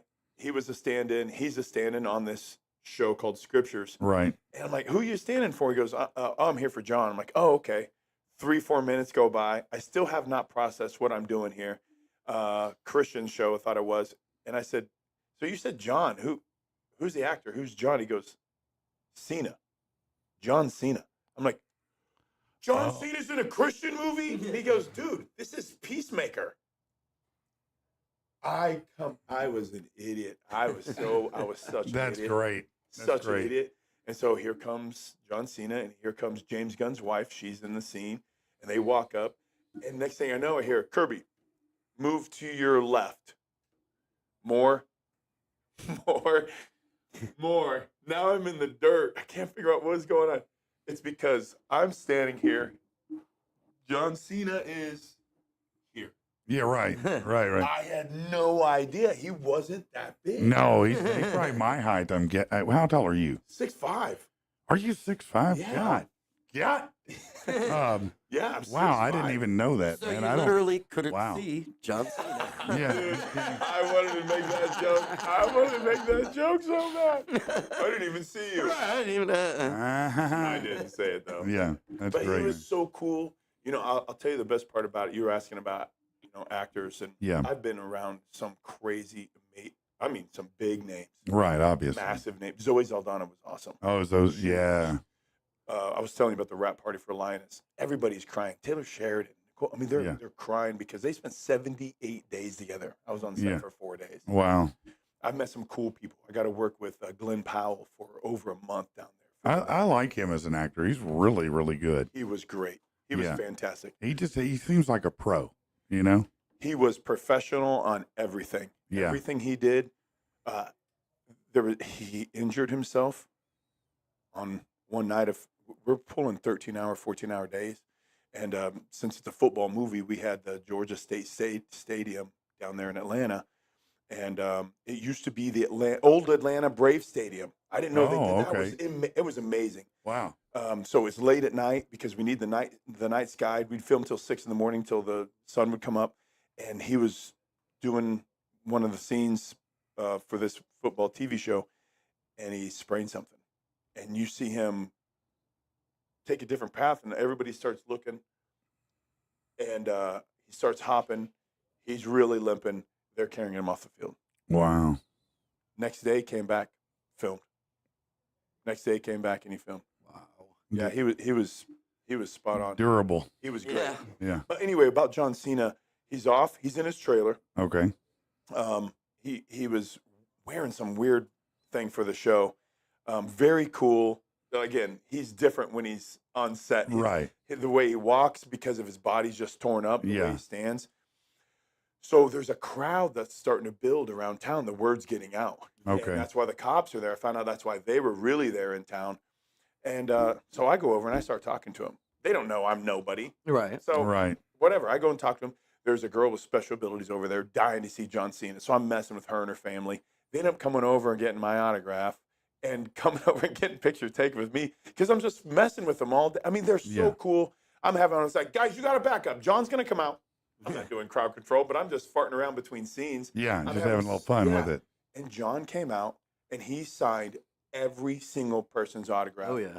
Took pictures with everyone. Yeah. There's this 16, 17-year-old girl come flying in with this massive half life-size doll of John Cena, a wrestling doll, and ran up to there, got an autograph with him, and he waited while he's got, he's in costume, he's in character. Yeah, yeah. And he was so cool. He'll go back to his trailer and practice on a keyboard. Really? That's how he zones out. In his Really? trailer. I would have never guessed that, man. I know that he is the Guinness record holder for the most wishes granted for Make-A-Wish.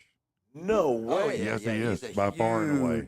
He is the number one granter of wishes. He does an absurd number of them every year. Long shot. Too. Yeah, oh no, it's it's not even close. Yeah, Really? it's a considerable amount. It's an outrageous number. Well, he's 100% professional on set. I mean, he's in. Like he does his thing. He knows his spot. He works. He's just focused. Mm-hmm. Doesn't fart around at all. All right, so let me throw you a couple things. Have you ever been mistaken for Gronk? God, yes. Yeah, I suspected you Gronkowski must have. all the time. Yeah, I mean, I'm in Florida. I do motivational speaking, so I'm in Florida at a softball team, and I'm sitting there, and I saw the corner of my eye. One of the coaches walked by, and stopped and backed up and looked in the room, and I hear, "Oh my God, Gronkowski!" I start laughing. No, sir, I'm not Gronkowski. Every airport, J.J. Watt, Brock Lesnar, Gronkowski, I could see Liam Neeson Dolph possibly. Lundgren. Yeah, I bet. But Gronk, I can definitely see you getting the Gronk one, man. Gronk is the most one that I get, especially when I travel. I bet. Yeah, if you put on a ball cap, I bet for sure they're like, "Oh, can I get your autograph, Mr. Gronkowski?" Yeah. Do you ever just go with it? Yeah, here you go. 100%. Yeah, I was in Shreveport doing a commercial, and I told this guy that walked by that I was John Cena, and his mouth dropped open. He wanted to take a picture so bad, and I was about to go back and film the set, and one of the directors or the ladies that was working the agency, she starts laughing. I said, "What?" She goes, "He just walked off." He goes, "Yes," as he was looking at his phone. Yeah. I had so much fun. I don't do it to be mean. Or No, it's facetious. just I have fun with them. it's They fun, don't know, yeah. so why do I have to turn them down? No, I think it's great. It's hilarious, and it makes their day until they figure out that it wasn't John Cena. That's what my wife This said. guy My wife doesn't said that. Quite look like. Oh shit! Yeah. All right. I'm the Timu version. Yeah, right. It's Timu, man. Timu. Yeah, get it right. Would you? Here, let's do this. You know what? As a real estate agent, putting you with the right mortgage person is critical. One of my favorites to work with is Josh Taylor at AMC Mortgage, and I'll tell you why. A lot of guys out there are stiff. They treat you like a number. Josh treats you like a friend. He's going to work through with you on everything you need. Look, he just got a pair of my clients into a home with $500 total. Yeah, paid the closing and the down payment costs all covered in there. I'm not saying that's what you're going to get, but I'm saying that's how good he is.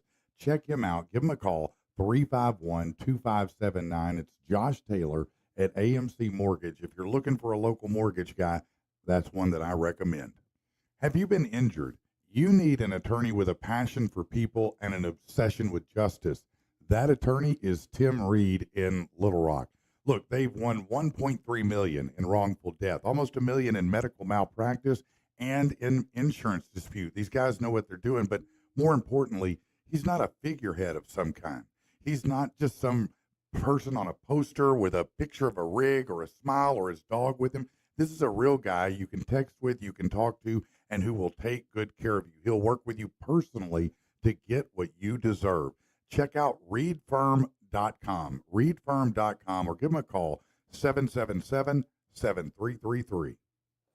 All right, so what's going to happen now? We have got a brand new segment we're going to try out today, and his name is XFL Jim. And if you love football, he's a different kind of cat. Trust me, he is. I think he might be the right kind of fit for us. You know, if you like college football, if you like NFL, if you like XFL, XFL Jim is insane. but he may be very entertaining to you. So we're going to launch this, and when we come back here in just a little bit, I guess that everything's going to be set up where I can get body slammed through a table. Is that Are you that ready? accurate? I'm ready to collect on the bet. So yeah, I don't have a choice here. I have to honor the bet, so I'm going to do it. Am I ready? I mean, I don't know.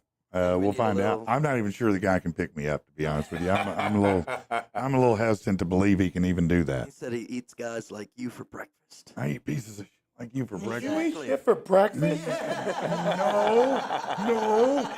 I just may. Down by the bay. That's right. All right, everybody, take a look at this and, well, give us some feedback. All right, here we go. This is XFL Jim, baby. Hello there, folks. XFL Jim here with the weekly roundup for Patrick and the people. You're the people. I'm not Patrick, but I'm XFL Jim. Today we're talking college football rivalry week, giving you my preview for conference championship games, the NFL breakdown, and my 3 picks for this coming week of NFL action. And of course, we have an exciting interview with none other than the Tit Goblin.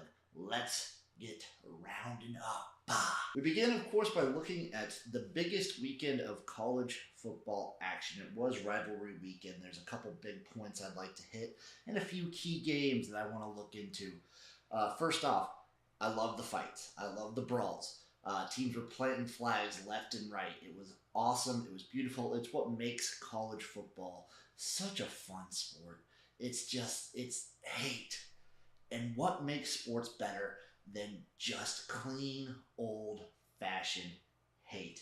Getting into the games, we had Memphis 34, Tulane 24, knocking Tulane out of the playoffs. They were on pace. They were on track if Boise was to fall. Now the playoff G5 picture all hinges on the Mountain West Conference Championship game. Georgia 44, Georgia Tech 42. Speaking of clean, old-fashioned hate, 8 overtimes is damn near crazy. Georgia Tech, they did it. They tried. They did their best. Haynes King put his body on the line, but I don't understand when you're down this many cornerbacks, this much, like you're here, you've made it to overtime against your rival who's way better than you, way bigger. Why do you not go for 2 in the first overtime just to try and get it out of the way as soon as possible? Colorado 52, Oklahoma State 0. This is the worst Mike Gundy team I have ever seen from my perch here in the garage. It is something to behold. Colorado laid it on him, trying to make a case for Travis Hunter, Heisman chances. I think they're pretty good myself. South Carolina 17, Clemson 14, the Palmetto Bowl. Clemson, this game did not matter for their ACC championship berth. They relied solely on someone else for that, and they're still technically alive for the playoffs. For South Carolina, this caps off a fantastic season, but you also have to think what could have been if they didn't get jobbed by LSU or lose close against Alabama. They would be sitting in the playoffs right now. Tennessee 36, Vanderbilt 23. Vanderbilt got out to a quick lead, and then Tennessee stomped them into the fucking dirt. This one basically cements Tennessee into the playoffs here. Michigan 13, Ohio State 10.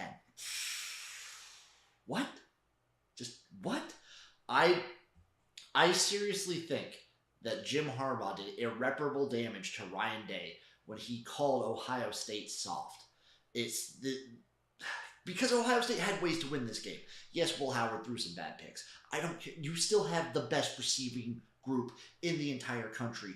Why do you not try and do something with that? Why do you insist on running the ball when your offensive line has been damaged and dinged up? Why are you not running outside? Why are you not doing screen stuff? I don't understand why Ryan Day insists on trying to beat Michigan the Michigan way when you can beat them in a very fun Ohio State sort of way. Just why? Syracuse 42, Miami at 38. This one shakes up a lot. Miami gets knocked out of the ACC championship game, which, remember, they have never made the ACC championship game. Syracuse, Fran Brown, he gets to shower. Great. This also sets Clemson up to face SMU in the ACC championship game. It's going to be awesome. It's going to be fun. But this one, Miami was up, and then in the second half, it's just back and forth. Syracuse battles back, trading touchdowns, and then I don't understand why Mario Cristobal insists on being a stupid guy all the time, but he does it again Why do you kick the field goal? You guys are trading touchdowns left and right. Your offense can't be stopped, and you can't stop their offense. Just go for it, okay? I don't know. Whatever. Penn State 44, Maryland 7. Yeah, this is Penn State, Maryland. I just wanted to mention this one because James Franklin and Mike Loxley got into it a little bit after the game. James Franklin was 100% right in his post-game conference when he was talking about, hey, if you want us to stop scoring touchdowns when we're up big, when we have our threes in, do something about it. He's doing his job. He has his threes in. And you need style points now anyway, so I don't want to hear it. Notre Dame 49, USC 35. We now have 2 new records, I think, for Notre Dame's longest interceptions. One at 99 yards and then one at 102 yards, basically within 4 minutes of each other, real time, it felt like. Crazy. This game, USC could move the ball. They could. So that's a little bit of a worry for Notre Dame going forward. But they still handled business against this was the best offense on their schedule since what? Louisville? Right? Like, come on. Indiana 66, Purdue 0. Exercise your demons. Like, exercise those demons, man. Kurt Signetti just laid the wood out. Fake punts when you're up like 40. The ones in when you're up 50. This was gross. And then Texas 17, Texas A&M 7. Texas defense really good. Texas A&M could do nothing offensively. Their only points coming from a pick 6. And it just goes to show, like, this Texas defense, they can reload. That's powerful. This team comes into the SEC year 1 and is playing in the championship game, swinging their nuts around. That's what these Longhorns are fucking doing, huh? Texas A&M, again, 8-4. I don't know how they do it. It's like 3 coaches now, but it's Texas A&M 8-4 every single year. You can book it. It's actually crazy. Now, looking ahead for college football, we have the conference championship games set before us. Here are my picks going forward. So for the Conference USA, these are in chronological order, by the way. Conference USA, Western Kentucky versus Jacksonville State. Jacksonville State is a 4-point favorite. I'm going Western Kentucky here. I think Western Kentucky got the win this week when they played already, not conference championship, but now they're playing again. I think Jacksonville State, their running back is still a little bit hurt. I like Western Kentucky here. Tulane versus Army. Tulane, 5.5-point favorite. I got to favor Tulane. I think they were looking past Memphis. I think they were looking to their conference championship game. Army, of course, has a very good shot here, but I think Tulane squeaks out with the win. Maybe take Army plus the 5.5, though. UNLV versus Boise State rematch for the Mountain West Championship game. This one was tough. I favor Boise because they have the best player on the field with Ashton Genty. The guy is insane, and maybe he just goes off. But UNLV, this is going to be a very, very tough matchup, and then the winner of this one will go to the playoffs, I believe. Iowa State, Arizona State for the Big 12. It was finally decided after BYU defeated Houston on Saturday night. I think I got to go Iowa State. They just have some weird magic. First 10-win season. I'm going to say first time winning the Big 12, first playoff, and they're gonna shock the world. This is going to be an Iowa State postseason. Just you watch. In the MAC, Ohio versus Miami of Ohio. I got to go Miami of Ohio. I've watched a lot of Ohio teams through multiple coaches. They make it to the championship game. They fail consistently. Big SEC, Georgia, Texas. Give me Georgia here. I see Georgia in the SEC championship game. I'm going to go Georgia. I see it. That's what I'm going for almost every single time. In the Sun Belt, Marshall versus Louisiana Lafayette. Give me ULL. The West is better than the East this year, I believe. I think Louisiana was one of the bigger surprises of the season. ACC, Clemson, SMU all day. Clemson has lost to almost every good team that they have played this season. I think SMU's a really good team. And then the Big Ten, Penn State, Oregon. It's Penn State. What are we doing? It's Oregon. Oregon's going to win the game. This is Penn State, coached by James Franklin. Yeah, we're going Oregon 10 times out of 10 here. Whoa, boy. We got a fun week coming up, don't we? Hello there, folks. XFL Jim here at XFL Jim's Knife Emporium, your one-stop shop for the best knives around. What am I talking about when I'm talking about knives? Well, we have your tactical knife here, This baby is good in a pinch. Self-defense, chopping down trees, revenge. This knife is a great quality knife for a loved one to buy. It comes in black, chrome, or slate. Those are going to be good ones for you. We also have the wonderful wood style sort of switchblade knife. This is great for throwing, for cutting your own hair. Look at that. It's great, it's sharp, it'll get the job done. Of course, we also have axes, throwing stars, all sorts of knives here at the XFL Gym Knife Emporium. And don't forget the wonderful, beautiful spinny blade. So what you do is you want to take this and just spin it around. You do some really fun stuff with that. Great for party tricks, great for kids, honestly. Just get your loved one a knife, get your kid a knife, get anybody a knife. They work for any occasions, birthdays, funerals, weddings. They're fantastic. Only $18.99 per knife. When you buy one, you get the next one twice the price. I'm XFL Jim. Get you a knife today. And some quick takes from the National Football League for you freaks who actually enjoy that thing out there. It's very corporate and it's not sexy. It's not dingy like I like a dirty whiskey in a dusty glass that hasn't been cleaned. That's how the football I enjoy tastes. The NFL is like a crisp beer out of the fridge that has been chilled to perfection and somehow just doesn't taste as good. I don't know. The Bears fire Matt Eberflus. There, they did it. They did the unthinkable. They fired a coach midseason. He is that damn bad. This makes total sense. The Bears are looking. They have good weapons. I think Caleb Williams has been improving. I am excited to see what they do in the coaching search. The Chiefs keep getting away with it, by the way. That's my next point. The Chiefs keep getting away with it. This Raiders game.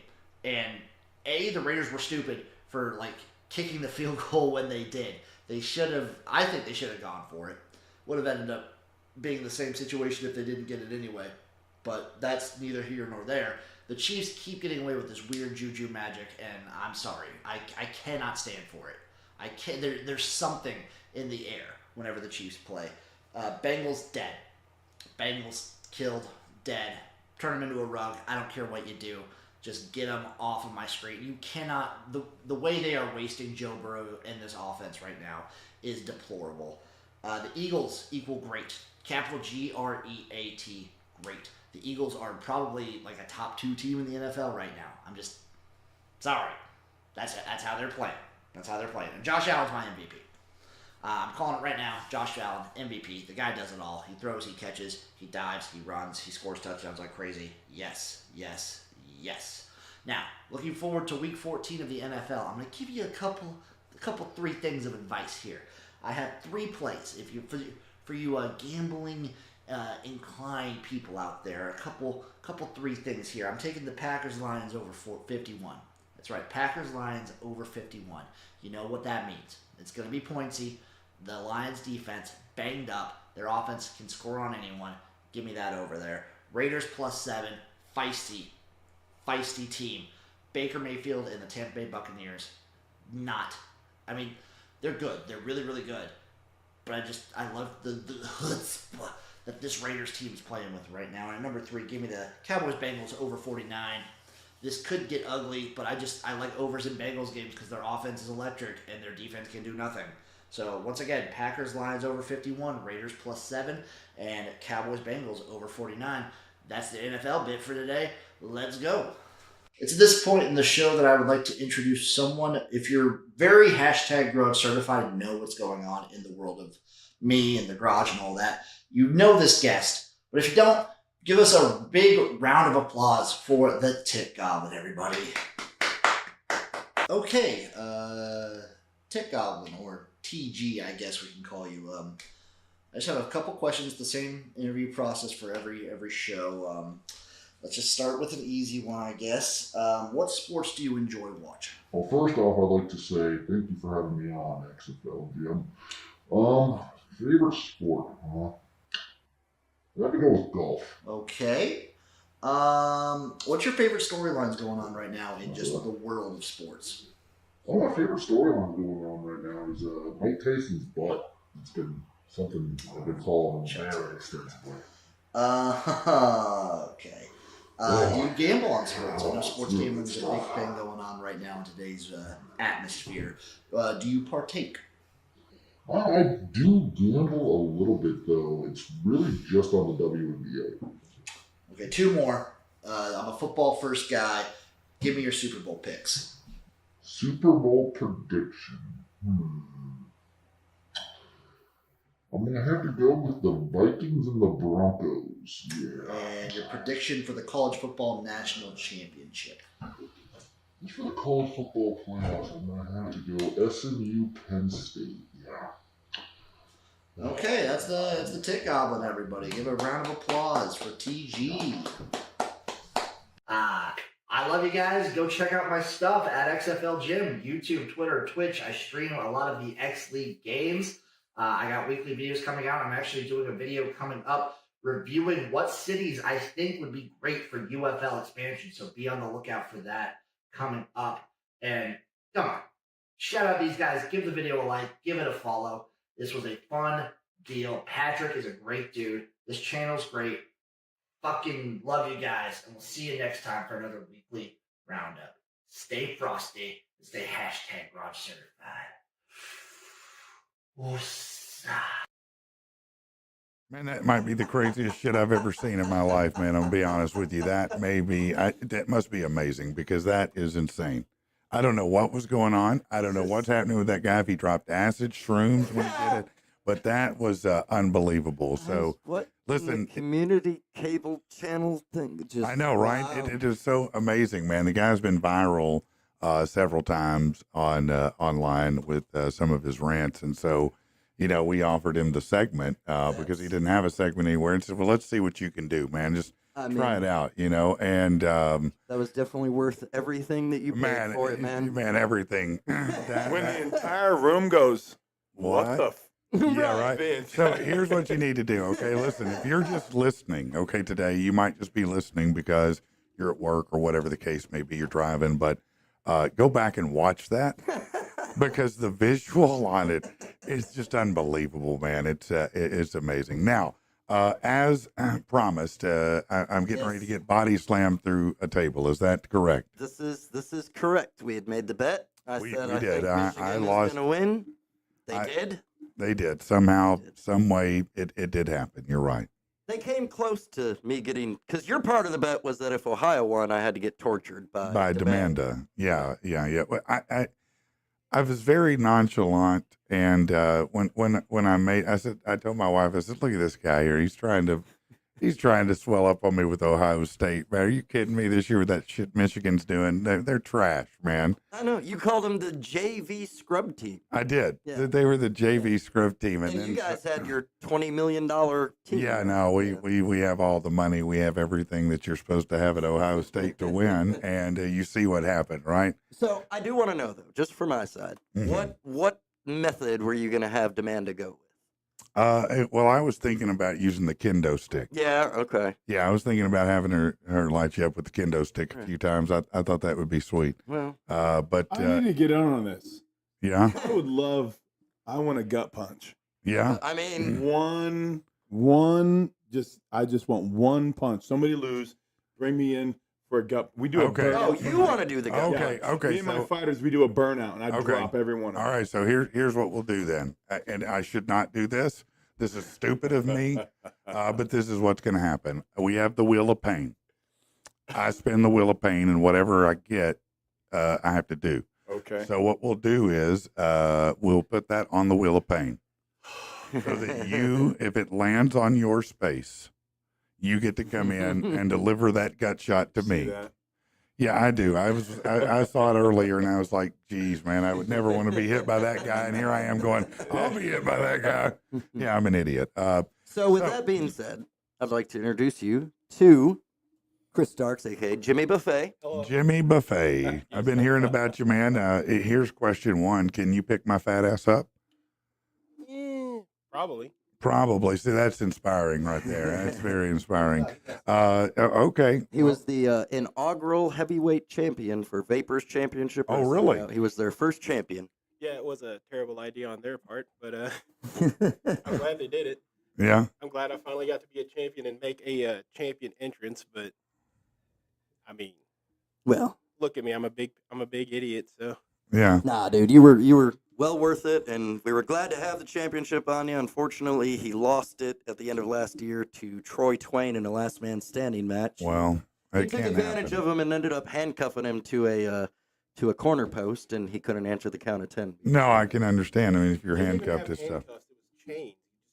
Chains. Oh, it was the chains that yeah. Oh, okay. So- Okay. We'll be returning back in March, and he's going to be here representing VCW in the Arkin Brawl. Which is in January. And if you haven't heard about Arkin Brawl, it's going to be right here at the Legion Scaffold Broadcast Studio Center, where we'll have a ring set up. We've got 4 independent wrestling leagues that are bringing in competitors. And so there'll be 8 matches. Yes. Yep. Here's the great thing. It's absolutely free. Yes. It's absolutely free. You can come up, see the studio, come to the event. We're going to have, I think, hot dogs cooking.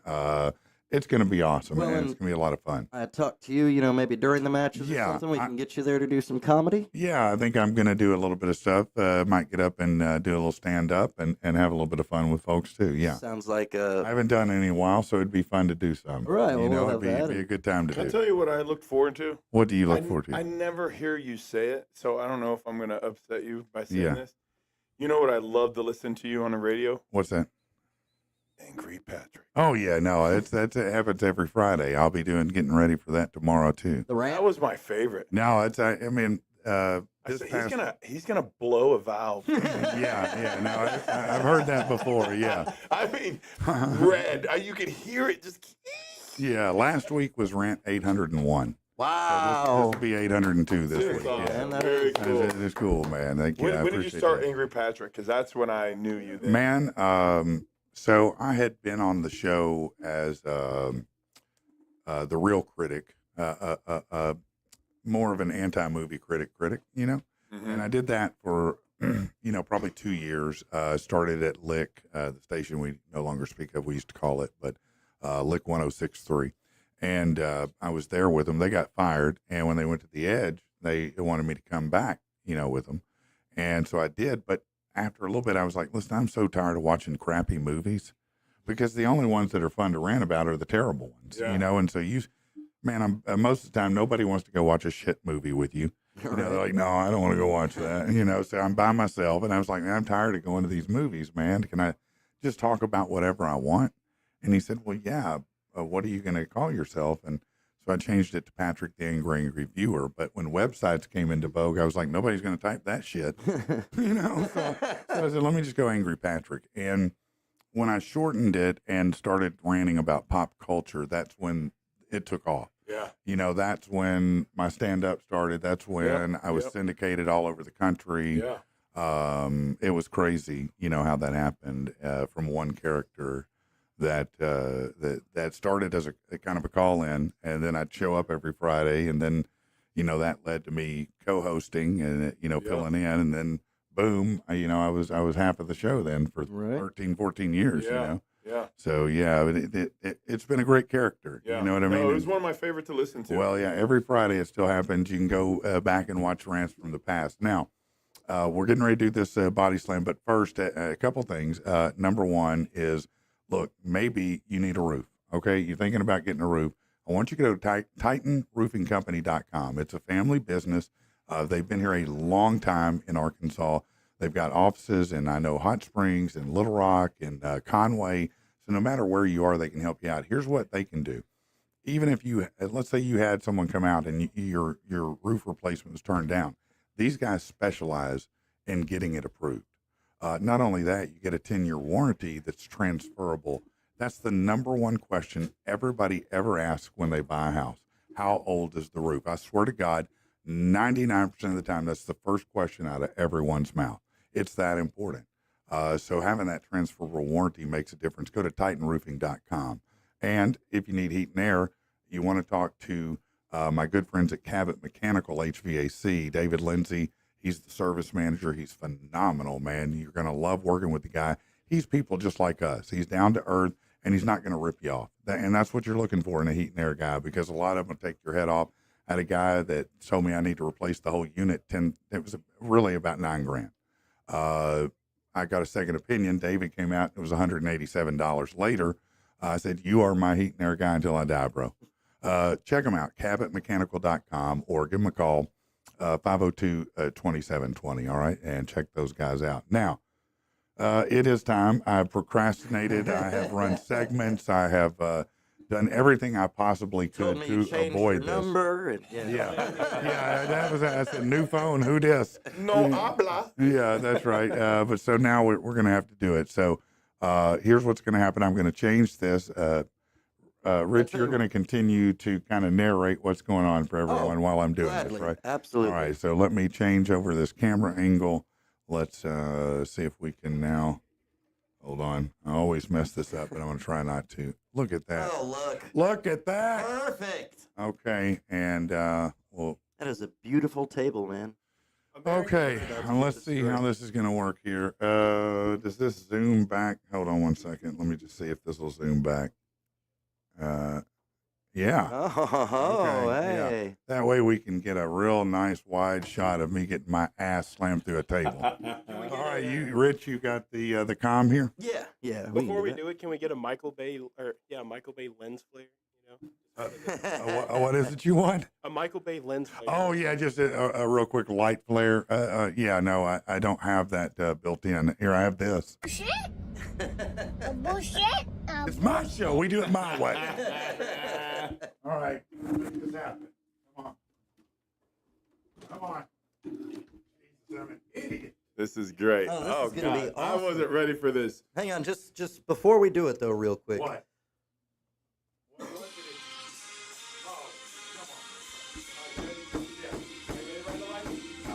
Are you ready? Oh, God, here we go.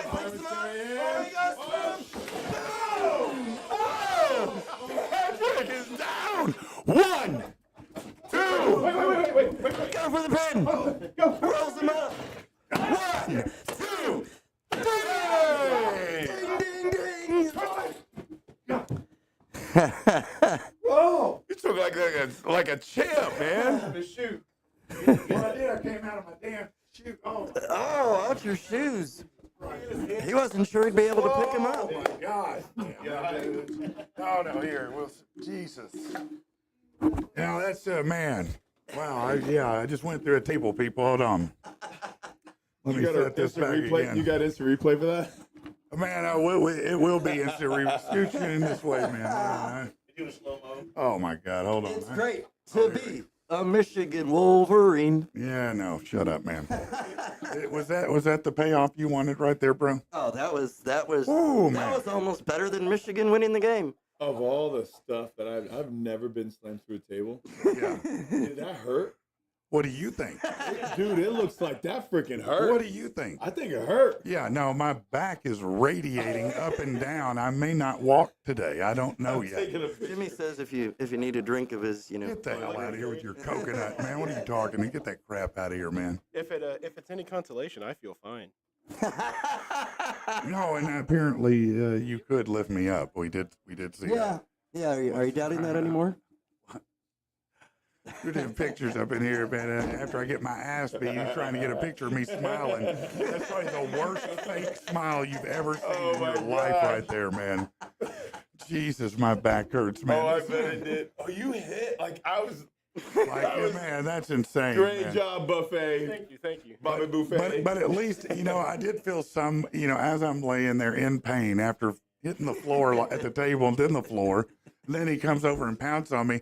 But at least I hear Nathan go, well, you took it like a champ. I was like, well, at least there's something for me, Look, man, you got Glenn from The Walking Dead, and you got you. Yeah, that's right. That's right. I'm that guy, baby. I am that guy. Well, Are you ever going to place another bet with me again? Yeah, absolutely, All man. right, You good got deal. lucky on this one. But I pay up my bets. Yes, you do. Thank you. You know, Thank I you. You are a pay- man of your word. I Good am. job, brother. I paid up on the bet, and I'll probably pay for the rest of the day, maybe the month, maybe. I won't walk again. I'm not sure that my L7 didn't come out on the floor.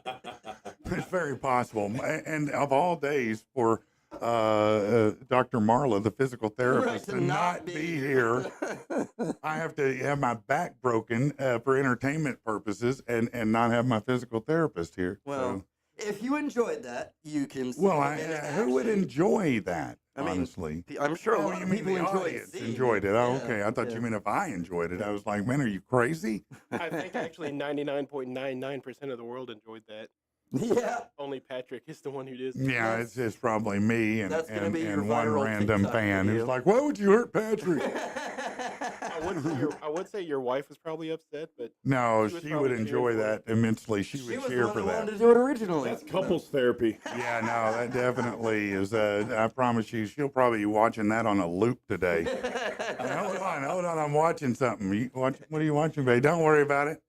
Yeah, I that's just want to see how many times that clip. We're gonna have to download that clip and no, post that it to see clip's how gonna many go. times. I promise you, that'll be cut and put into a TikTok today. Oh, for sure. Yeah, you For can sure. bet on that one coming out on media today for sure. That's a top notch moment right there. The day Patrick's spine was finish him. All right, I'll tell you what. I got a suggestion for your next bet there. Yeah, What's okay. that?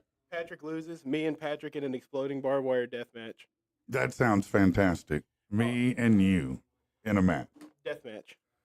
Okay. An exploding, An barbed exploding wire. barbed wire death match. That's where the ring is surrounded by barbed You know, wire. I might take a chance for the ratings. Oh, dude, it'll totally be worth it. Yeah, no, I mean, I got to die sometime. So, I got a 50-50 shot, right? Yeah, and if you don't want to do exploding barbed wire, we could always do a piranha death match. Yeah, I like the hand taped together with a hand grenade. Oh, that's a classic. Yeah, that's You don't always a see good that one. anymore, though. It's all that regulation. Well, The federal government now that ruins Trump's in, everything. though, they're deregulating things. So I hope you can wrestle with hand grenades again soon. Oh, the comments Oh, are that's- going that's gonna be crazy. fun. What are they? Oh yeah. What are Yeah. these fools saying? Hold on. Facebook, Robbie Murray says that was great. Dakota says, holy shit. Keith Daniels says that was awesome. So Dakota says we need to get you actually in the ring to take a suplex during the Arkin Brawl. Oh yeah, yeah. Um, That's what you want to see. Now you want me to be even higher up if I fall down. No, that's I'll do that Maybe we too. can, hey, Carrie, can we make some like scaffolding or something? Have a scaffolding match? Oh, Dibs Yeah. on getting to be New Jack. Ray Ivy's going to be there, man. you know, We're man. going to have to do that. You just need to keep it up, man, and I might get in the ring.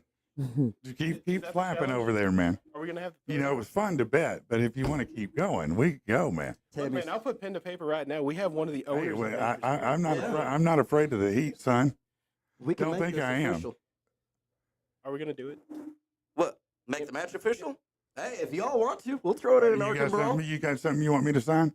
We'll take care of the contracts after Okay, the show. we'll take care of the All right, contract. we'll get There the you go. contract Put done. that We'll ink get that it match. inked. Yep. Ink that shit. Yep. Yeah, no, you're not going to walk around on We'll- swole all the time thinking, oh no, I slammed him. We'll Oh, I got something for you. so The we'll sad make thing that. is, it's not swole. I'm just fat. Yeah. Where Well, are we going? Because I was. we'll looking at help the you drop comments some here. Hang on. pounds. So are we We'll help going? you drop a few. Are we going 1-on-1? 1-on-1. Yeah. Okay. Can we get Teddy Long? Can he say it? I want Teddy Long to say it. I mean, we'll see. We can have your people talk to my people. and Yeah, we'll see. you do that. You from now on, you talk to my people. Well, I think the Tasmanian Devil might have to come out over time. Man, I'd love to see that, man. Oh, there you Now, go. There you go. That would be something Well, he to could see be. that. He could be your manager, man. Now, I do need a trainer. Right. Okay, all right, that I could do. See, now I bet you We could got help a me few train. weeks. Yeah. We can get some little video. Yeah. You Training help me camp. with a little training here and there. Yes. Can do like the yes. Rocky Okay. Balboa thing. Now, Now see. we're good. Now. Yeah, I was already a weapon. Now I'm going to be real dangerous. Let me talk to the powers that be of Vapors, my co-owners, and we'll see if we can get the contract made up and y'all Yeah. can ink it Well, live on air. you play around with your ink and all that and get it done. I'm just going to whoop ass. Okay. It's That's gonna be a just- blood orgy. I don't know what you're talking about with orgies. That's not the kind of party that I'm going with, son. Oh, So you- oh, it is. My wife said I can't go. Yeah, right. No, that party. That's No not the blood one. orgy. Tammy says, that's my boy. Yeah. Who's Tammy? My mom. Oh, your mom. Hi, Mom. Hey, Miss Tammy. First of all, thank you for watching. Thank you for listening. I really appreciate it, whichever that you're doing. And I want to apologize to you because I'm going to beat the hell out of your son. Bad. You say that like she didn't. Hmm? No, she knows. She knows what I'm. She sees this look. Same look she had. Look at it. Same one she had. Yeah. It's spot on 100%. I know it is. I know it is. I can see it in your eyes, boy. I'm kind of scared. Yeah, I know. Maybe I shouldn't have done this. No, you probably shouldn't This will definitely go down as one of the greatest days in my life. have. Yeah. Yeah. Okay. I listened to you on the radio for so long, and now I've, gotten to see you get body slammed through a table. And that's I a mean, real happy time for you, isn't it? It was definitely on the happy bucket time. list of items. Like, Real happy times. it was good, man. It was fun. I enjoyed that. I always enjoy, of course, Michigan beating Ohio State. But the Let's fact not that talk you had about to that. suffer on top of it, Mm-mm. I'm done with all this conversation. greatest win ever. Celebrate it now. The celebration's short-lived. We need to do this. Let's do this, okay?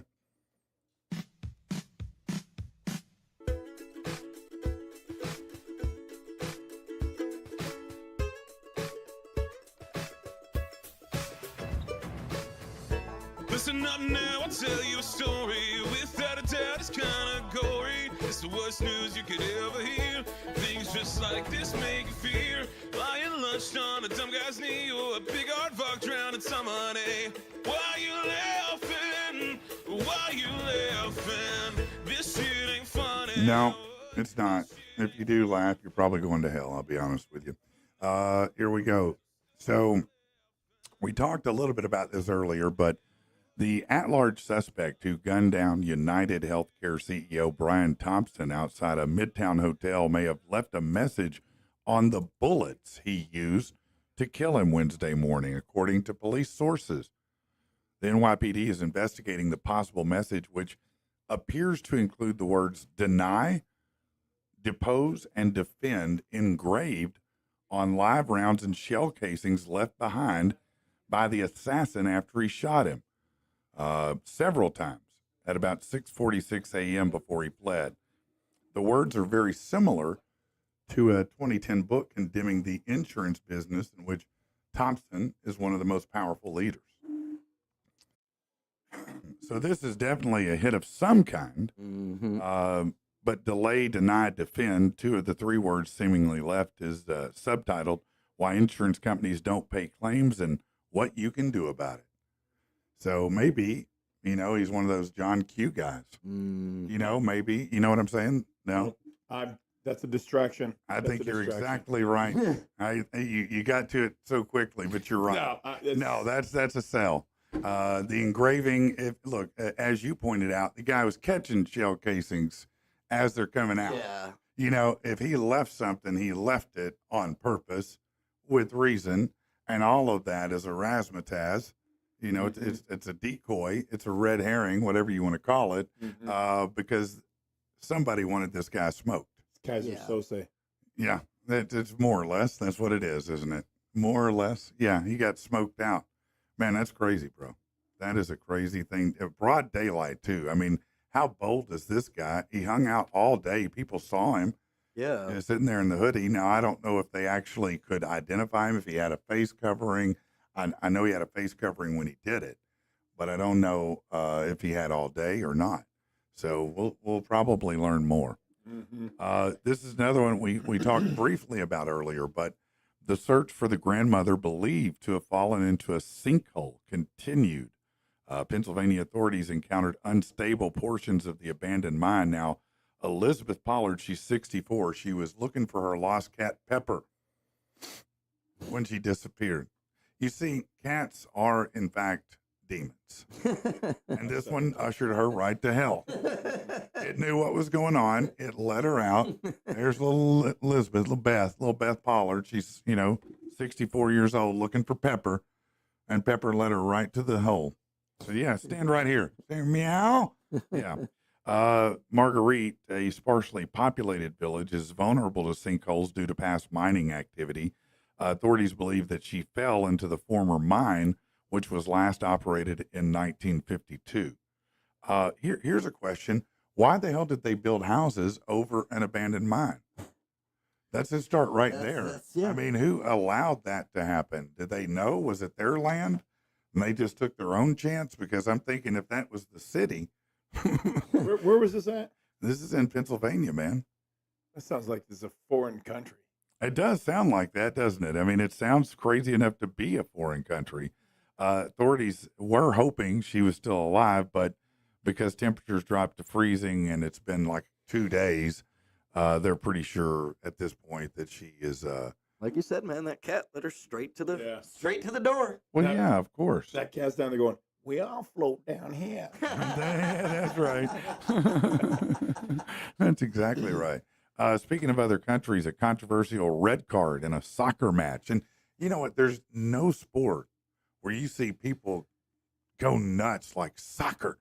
I mean, they pull out knives, they stab each other, they kick each other down the bleachers. They don't give a damn. A controversial red card in a soccer match ignited violence in Southeast Guinea. According to the government, 56 people were killed in the chaos. The disputed red card was delivered in the match's 82nd minute and was followed by the throwing of stones, police fire, and tear gas.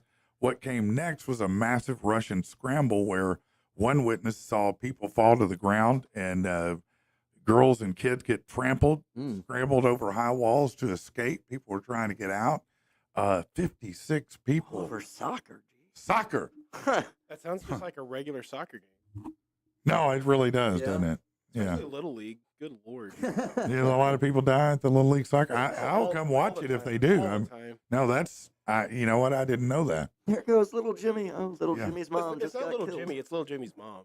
Yeah. And little Jimmy's mom, she'll just run up there, deck the coach right in the face for no reason. You know, I'm telling you, man, parents, with some of the sports parents get real intense out there, don't That they? is true. Especially my mom. She almost threw hands with my vice principal once. Yeah. His mom says you actually know her. Like you guys have been friends for years. Whose mom? His My mom. Your mom. Yeah. That's your kid. Hold on. What's her name? Tammy Strickland. Oh my God. Yeah, I know Tammy. Oh my, I didn't realize. You know Oh her. my God. Of course I know you. Yeah. Yes, you know how Oh, she is. now I'm going to whoop your ass real bad. Yeah, Tammy, I'm real sorry. I'm real sorry about that. No, I'm whipping his ass real bad. Yeah, I'm shocked and gobsmacked that it's you. And yes, no, you have one coming for sure now. Yeah, no, now I won't go easy. No, we're training, Nathan. Okay. We're training for real, bro. This is on like Donkey Kong. Yeah, Tammy. You know, Tammy used to babysit our kids. Yeah. So it's like you Yeah, know, yeah, no, friends, no, no. yeah, I like, you know really, each other no, I know well. Tammy well, and so now you're going to need a babysitter because you're going to timeout and then some, baby.